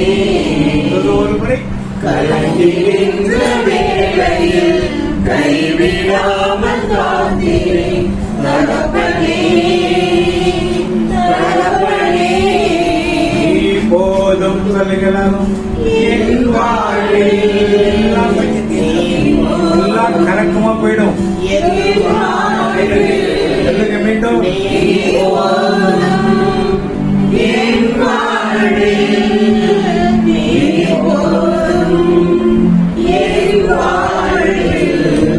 பிரசன்னத்தில் சிறகலாமல் பறக்கிறேன். சமூகத்தில் குறையில்லாமல் வாழ்கிறேன். நாமமானது பிரசன்னத்தில் வாழ்கிறேன். உங்க சமூகத்தில் குறையில்லாமல் வாழ்கிறேன்.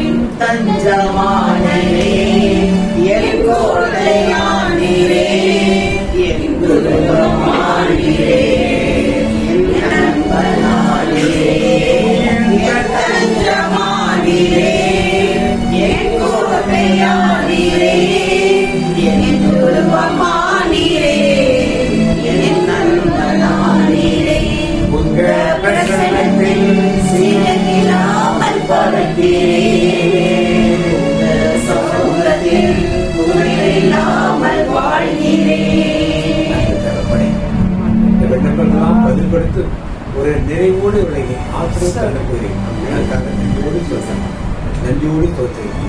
ஒரு விண்ணப்பம் கூட கீழே விழுந்து விடாதபடி பாதுகாத்துக் கொண்டேன். அதற்காக நன்றி சொல்கிறேன். வெளியில் வெளிப்பாடுகளை கொடுத்து ஜெபிக்க வைத்திருக்கிறேன்.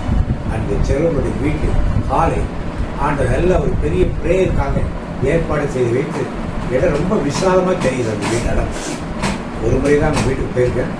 வீடு விசாலமாக தெரிகிறது. எல்லாம் தயார் நிலையிலே எல்லோரும் வருவதற்கு ஒரு ஆயத்தப்படுத்தி வைத்திருப்பதை ஆண்டவர் காட்டுகிறார்.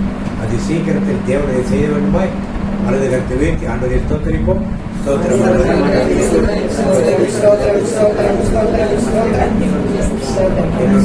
ஒரு சுருக்கமான ஒரு காரியத்தை ஆர்டர் சொல்லுகிறார். ஒரு வீட்டின் முன்னாலே ஒரு லைட் போஸ்ட் இருக்கு, எலக்ட்ரிக் போஸ்ட் இருக்கு. அது 3 கால் போஸ்ட், 2 கால் போஸ்ட்ல இந்த பக்கம் அந்த பக்கம் சாயந்தரமே நடுவில் இருக்கும் போஸ்ட் மேலே அந்த மாடியில் இருக்கிற ஒரு சில பேர் ஏதோ பொருளை தூக்கி போட்டு அந்த வயர் மேலே விழுந்து வயர் கீழே விழுந்து ஒரு சில பேருக்கு ஆபத்துகளை விளைவிப்பதாக இருக்கிறது. ஆனால் நாம் ஜெபித்தோமானால் இந்த காரியம் நடக்காது. அந்த வயர் விழுந்தால் கூட யார் மேலும் விடாதபடி, யாருக்கும் ஆபத்து விடாதபடி ஆண்டு நோக்கி கரங்களை வைத்து நம்ம ஸ்தோத்திரிப்போமா?